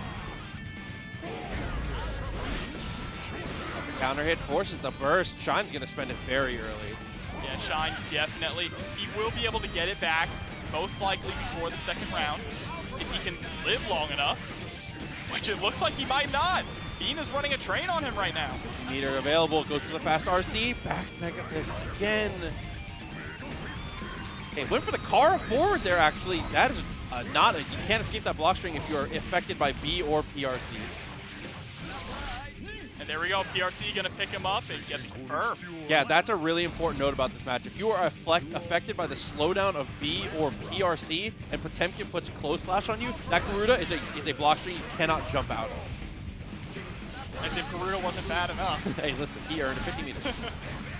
Blocks again. Alpha Blade cross up. Good count. Dude, that trade is so huge for Shine. Yeah, and he was only able to get that because of the just block. Shine absolutely killing it with his just blocks in this matchup. Good block. Mix up again. Alpha Blades are just really paying off, and another burst for Shine.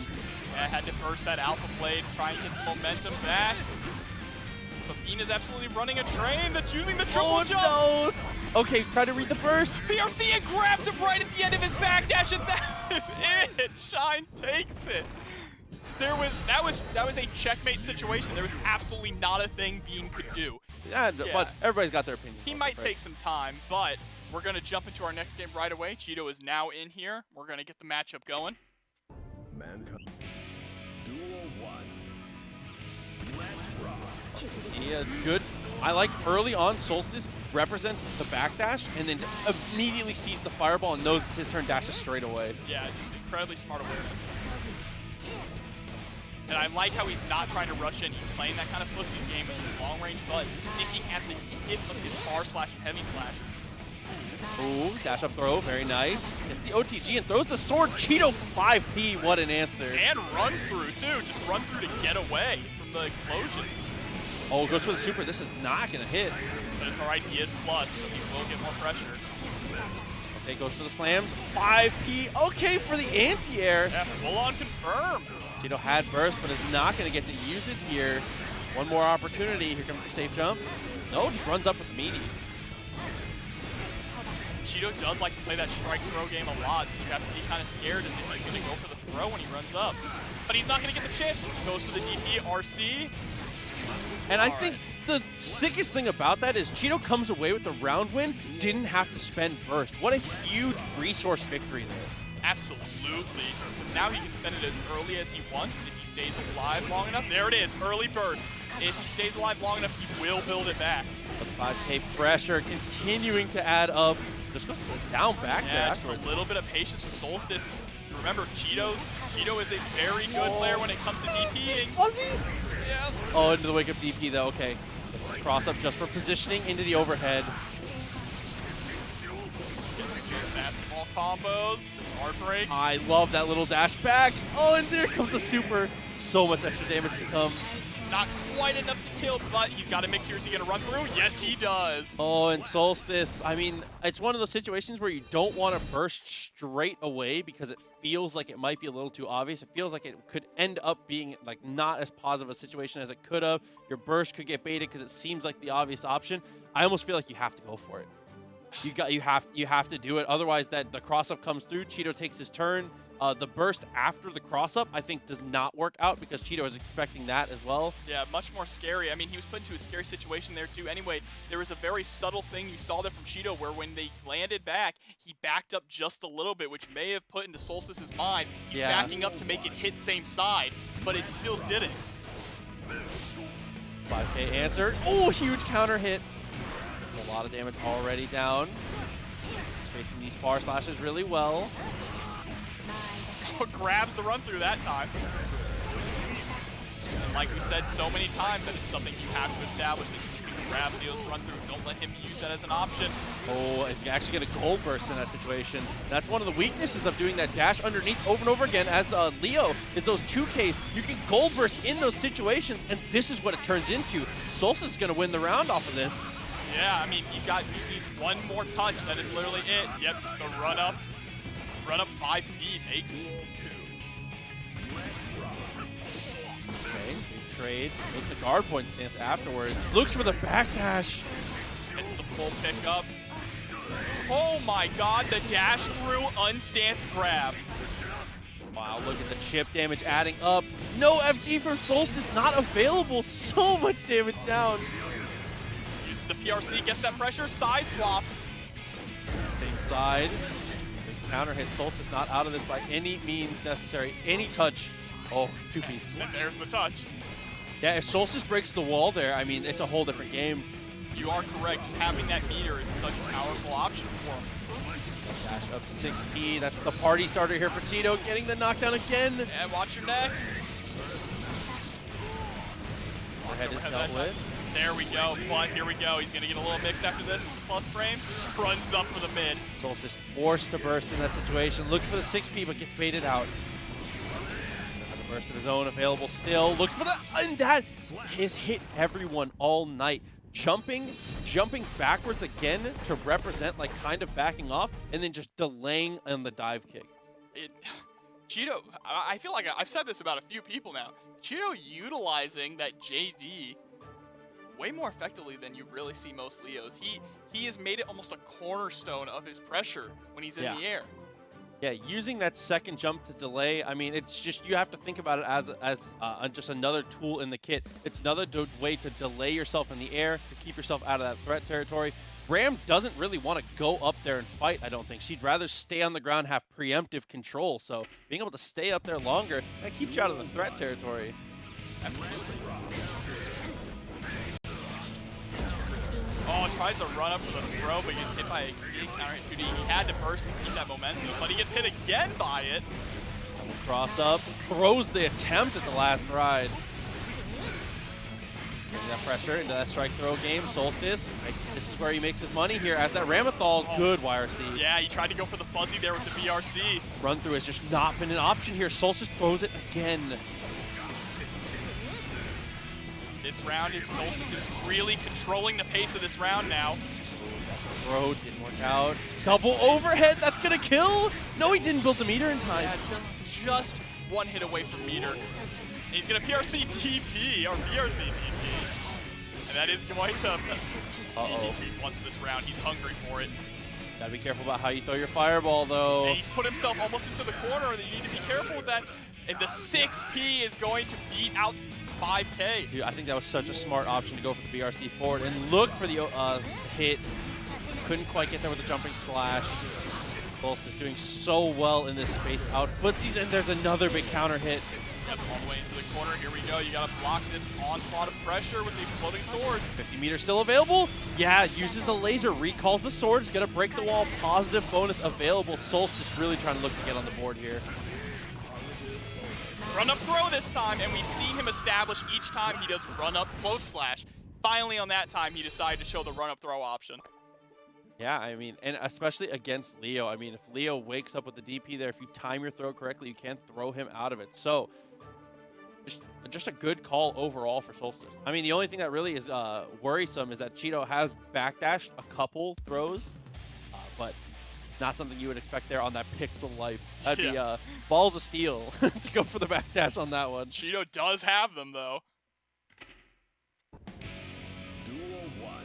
Into the next round, Solstice really trying to crawl this back into a game 5. Yeah, it seems like every round start Solstice has done an IAD back. He really likes that option. It's been working out for him. Yeah, keep that space. I mean, closing the gap on Leo. If you lose that turn, you really did his job for him. Look forward, tries to catch him, pressing anything. There's the counter hit, tries to throw the sword, but it extends his hurt box just a little bit to where that burst will knock him away. Breaks the wall here. No, does not break the wall actually on the drop. Yeah, he tried to get the 5D, but he might have held it just a little, not long enough. Back over the 2K. DP wakes up there from Chetoo, but he's not unable to get out of the corner and answers the guard stance perfectly. Yeah, with the low. Not enough damage, but still positive bonus. Should be enough to seal the deal here. And there it is, 6P. Are we going to see another IED back from Solstice? No, he runs forward this time with the throw. Does he have the stream open? Is he listening to I'm not sure. That was a great mix-up. Okay, great air-to-air. That same situation has happened twice in a row now, and Solstice has come out on top both ways. Fuzzy! Break the wall. No, he stuck him on the wall. He stuck him on the ground.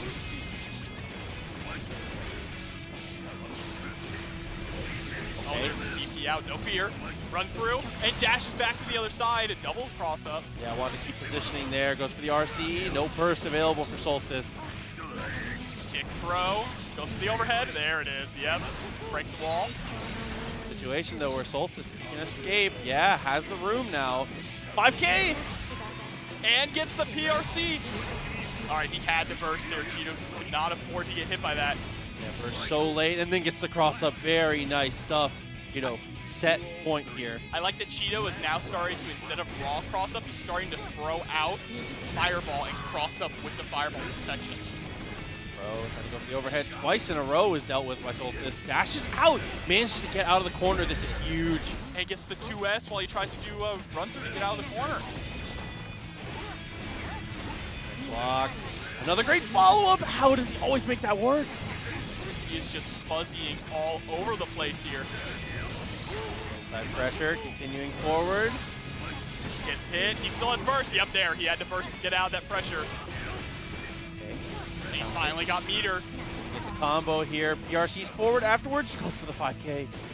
Jumps back. Super jumps out. Next touch will do it. For either player. And if Chetoo can just get one touch, he has burst now. This is such an important neutralizer. What he can. Dashes forward. Good block. And Solstice is trying to fade out that burst with every little touch. Oh, the trade! PRC! And he throws him! And Solstice is able to stay alive. We are now at 2-2. Dude, the throw from Solstice, so clutch in that situation. In that moment, to know that your throw wasn't going to get stuffed out there, especially when your opponent has also spent the meter. Solstice playing out of his mind tonight. Absolutely. We are seeing another game 5 here. Hasn't been too many game 5s today. It's been a lot of people just grabbing the torch and kind of taking off with it. Never really seeing much else of them. Yeah, so this is really exciting to see. I'm happy to see game 5 in our top 8 here. Oh, big counter hit. Can't get a follow up from that distance. So much damage off of just those jump E-spams.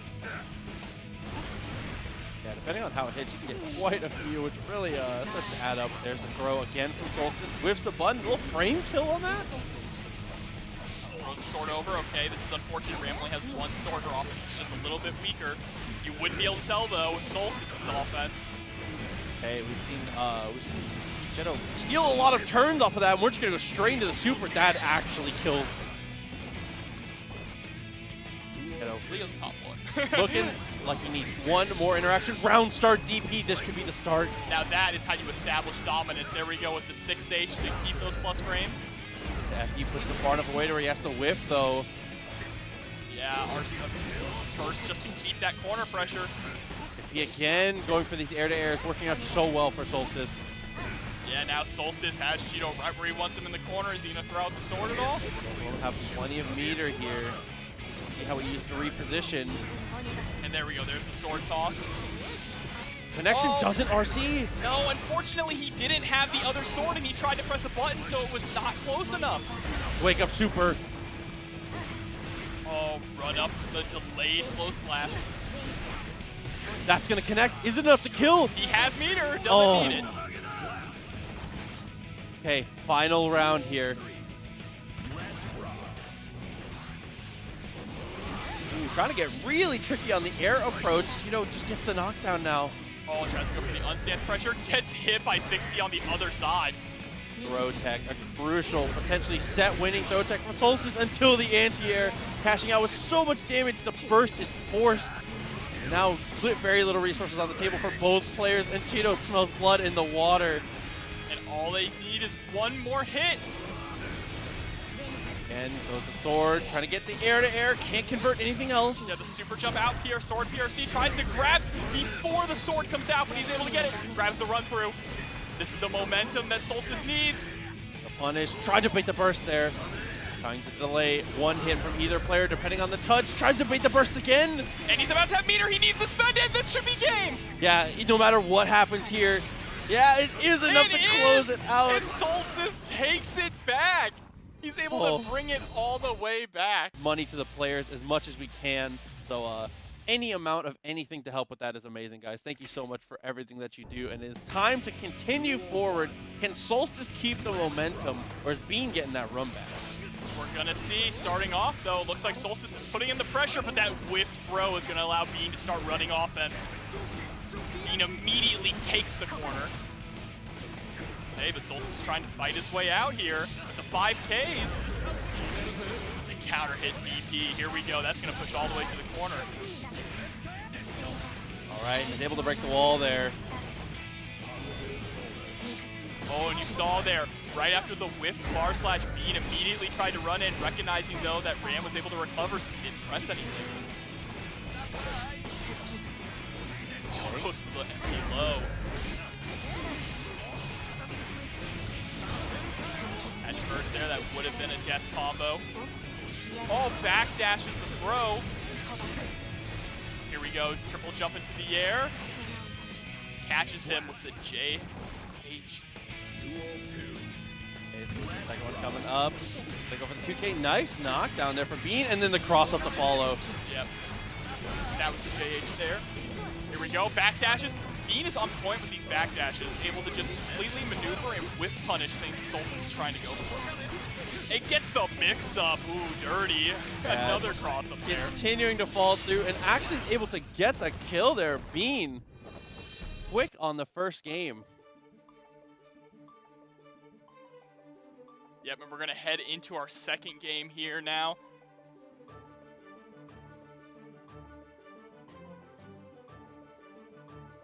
Now, you saw there, Bean was able to, one of the big key things that happened there was Bean was just able to backdash out of so much pressure and immediately punish Solstice for it. And then, of course, we know Bean's mix-up is insane. So he was able to constantly hit him with those alpha blades, those high lows, get the wall breaks where it counted. Can I just say, by the way, too, while we have a second, a huge shout-outs to Hotashi for the $50 direct contribution to the match, Reno, man. Hotashi, we appreciate that a lot. Thank you for helping us get some money, more money to these players, guys. That is a pretty incredible thing. Thank you so much for that, Hotashi. That is Evo champion Hotashi. Excuse me. Yeah, you're right. Excuse me. Moist very own. So as we continue forward, Solstice trying to fight back into this round, looking much better. Half the damage already gone there on Bean, but Bean, 200 meter available. Oh, the run-up 6P, trying to catch anything he sticks out. I like how Solstice goes for those run-up 6P options, but the RC on the air throw into JH. Bean Put another one down here. Yep, and there's just another whiff grab. Okay, able to play evasive, looking for the dash up 5K. Yeah, Bean is playing at such a... He's playing just outside of that heavy slash range. It's honestly very impressive here. Again, that's the number one thing I always point out about Bean. Bean's stop-and-go game is incredible, and that comes down to a lot of it foots. Oh, grabs the reversal. YRC doesn't hold the explosion, but oh no. Gets hit by the super. Another... These whiff throws are really killing Solstice. They're making him pay. Able to jump the command throw.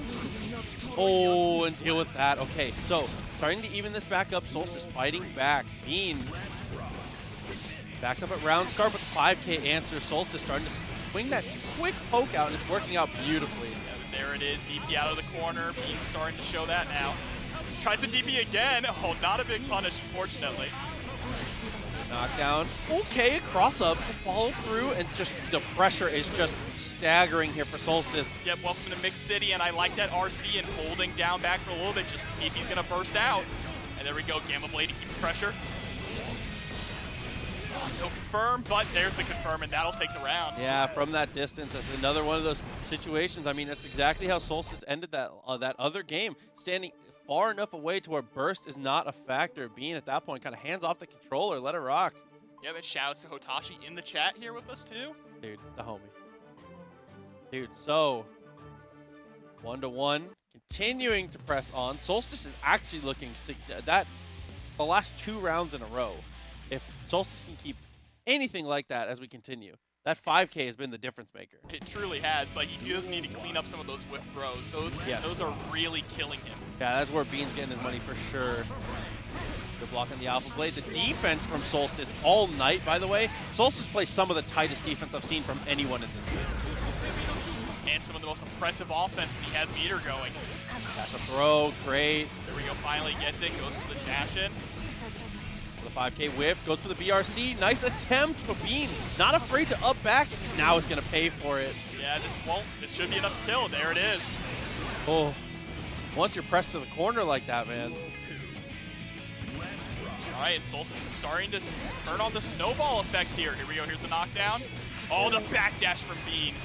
Yeah, I mean, that's crazy from Bean also to even go for that. Solstice has been obliterating people for backdashing all night. So for Bean, being brave enough to still mix that option in. It's been working out for him all night too, even in this matchup.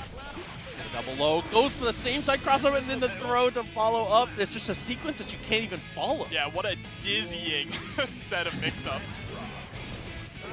No air dash, goes for the jump 2K. Yeah, trades though. Remember, jump 2K was nerfed. Able to jump out of the explosion in the corner, and look at these stanky leg combos. My favorite combo. Extended. Oh, J2K not gonna work out. Push to the corner. He's able to jump away and off the clash. Clashing with Chipp, usually really difficult. Oh, and the just block into YRC. YRC forward, kind of has to hold this pressure here. Ram dispensing mids as she does. Yeah, Solstice is finally calling out that jump out.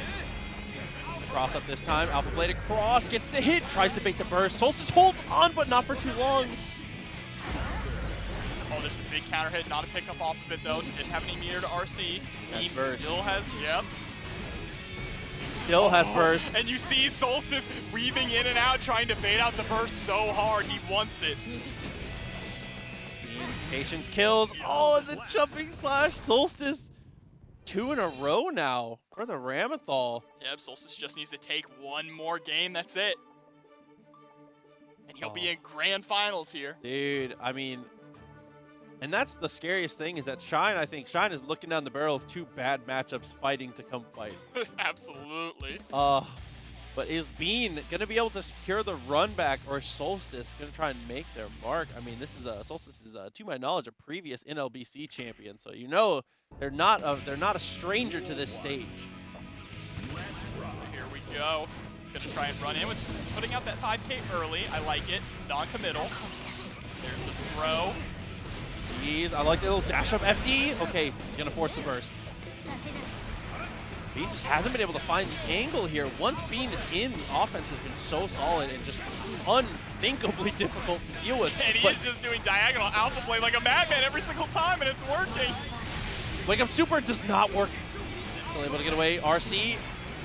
Hey, if it works, keep doing it. That is the mantra. But this is the problem. Now we're back to neutral here. Another one?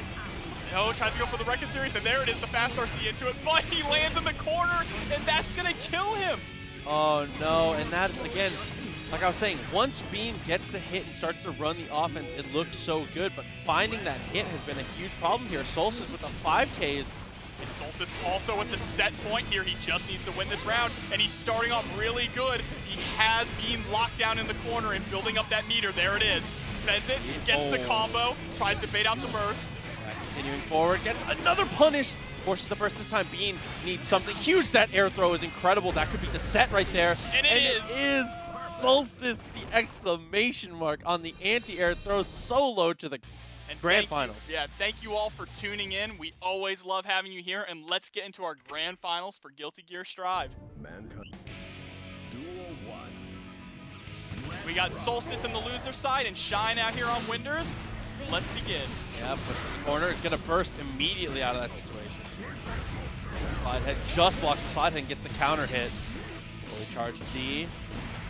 Opts not to go for any other extension, wants to keep that wall. Yeah, that reset. Oh, using that, pulling out that quick fast RC. We haven't seen that yet. Okay, still looking for the slide head. Gets a huge counter hit into a knockdown. Megafist back. Able to get out for the most part. Ooh, the stare down there. DRC for the low, gets thrown into the corner. All right, this is Shine's opportunity. Party time. Oh, it doesn't get the car that time.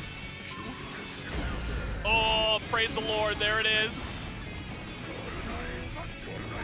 Double Garuda again. Oh, went for Heat Knuckle.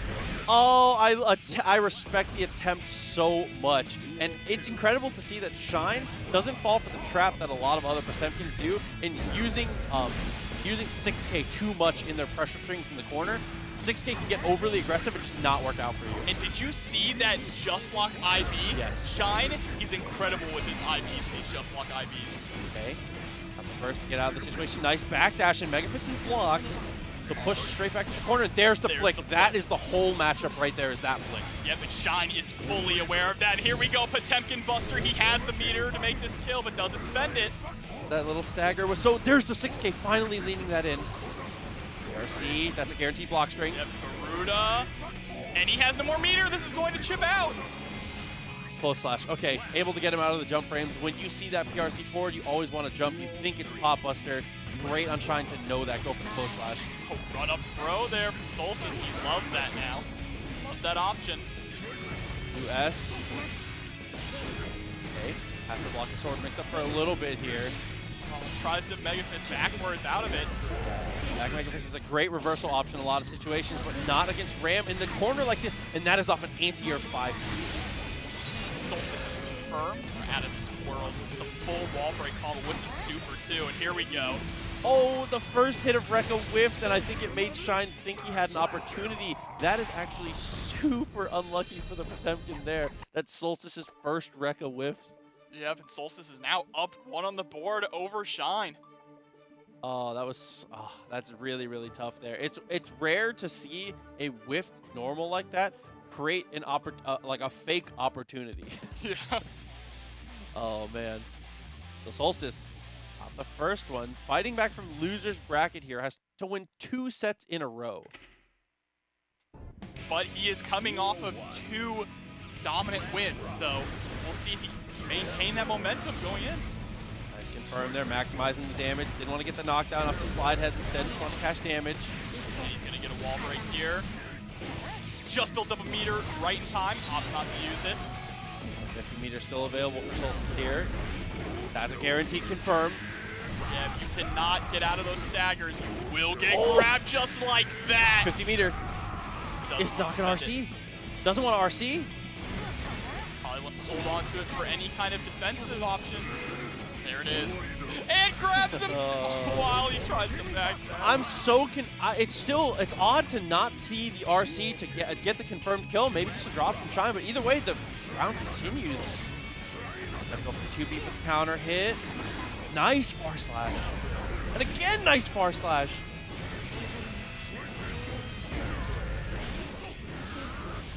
All right, gets the 2D. Here we go. Yep, Garuda sliding forward with it too. BRC. Perfect spacing on both those from Shine, but Solstice still answers back. And I like that Solstice using the 5K to anti-air. Yeah, spacing himself at places where 5P, one of the best anti-airs from Shine in these situations, not able to actually access it. BRC forward, gets tossed. Here we go, Garuda again. No, goes for the pop buster this time. Finally fakes it. I mean, that's one of those situations where he's been going for Garuda. He's been going for double Garuda almost all night against everyone, not just you, not even in this first set. So having him mix that up finally. Yeah, using that option to win the game, too. Yeah, absolutely. That is just the mark of a top player. Tournament pulling out those options when you know what's going to win that game. And now that's going to have to sit in the back of Solstice's mind. Whenever he blocks one Garuda, he's going to have to decide what to do. The first time Shine doesn't go for double. Good just block there on the slide head. Counter hit. I mean, Shine is doing a good job in these grounded footsies, as good as you can as Potemkin. Oh, it gets the gold burst, double gold burst. Here we go.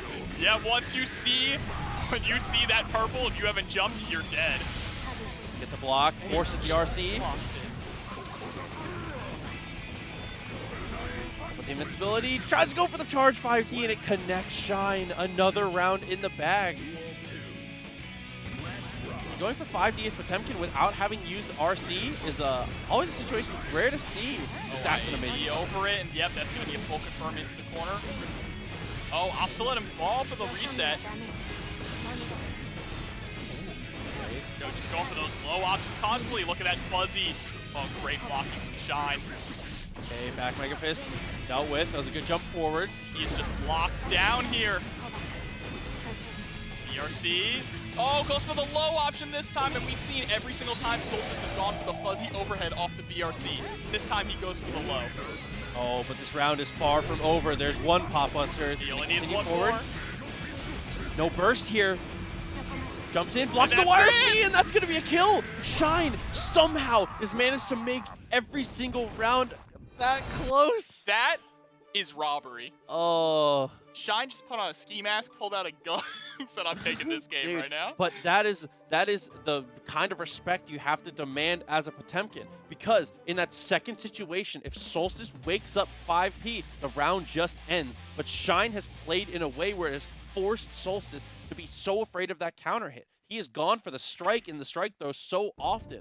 This man is a master Potemkin. Oh, 2-1. This is potentially the final game. Shine actually coming from winners here. What an amazing confirm there. Yeah, that anti-air 5K. Shine is so good at utilizing that.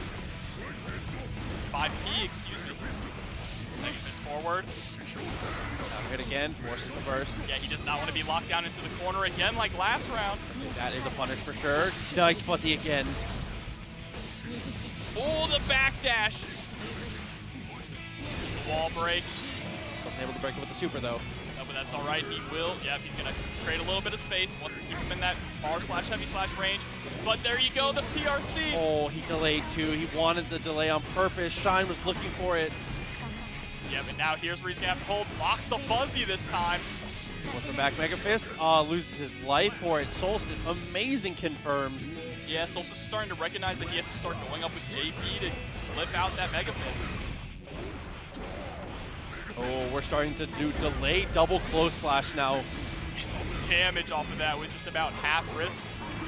What an air throw. Stay in the corner. Shine wants to take this. And that is going to be the end here of the fully charged D. Yeah, but Shine is sitting at tournament point with a perfect. Hey. Round start slide head. I like that Solstice goes to the air. Nice backdash, knowing he has the room for that. 2D confirms there. Garuda, terrifying moment here, goes for the low option. Garuda again, what's it gonna be? Another Garuda! Still just getting so much chip, winning so much stage space here. Not gonna be able to kill. This is a great opportunity. Has a burst available too. I feel a Potemkin Buster in my loins coming. Solstice still has the burst available. Shine burst for positioning.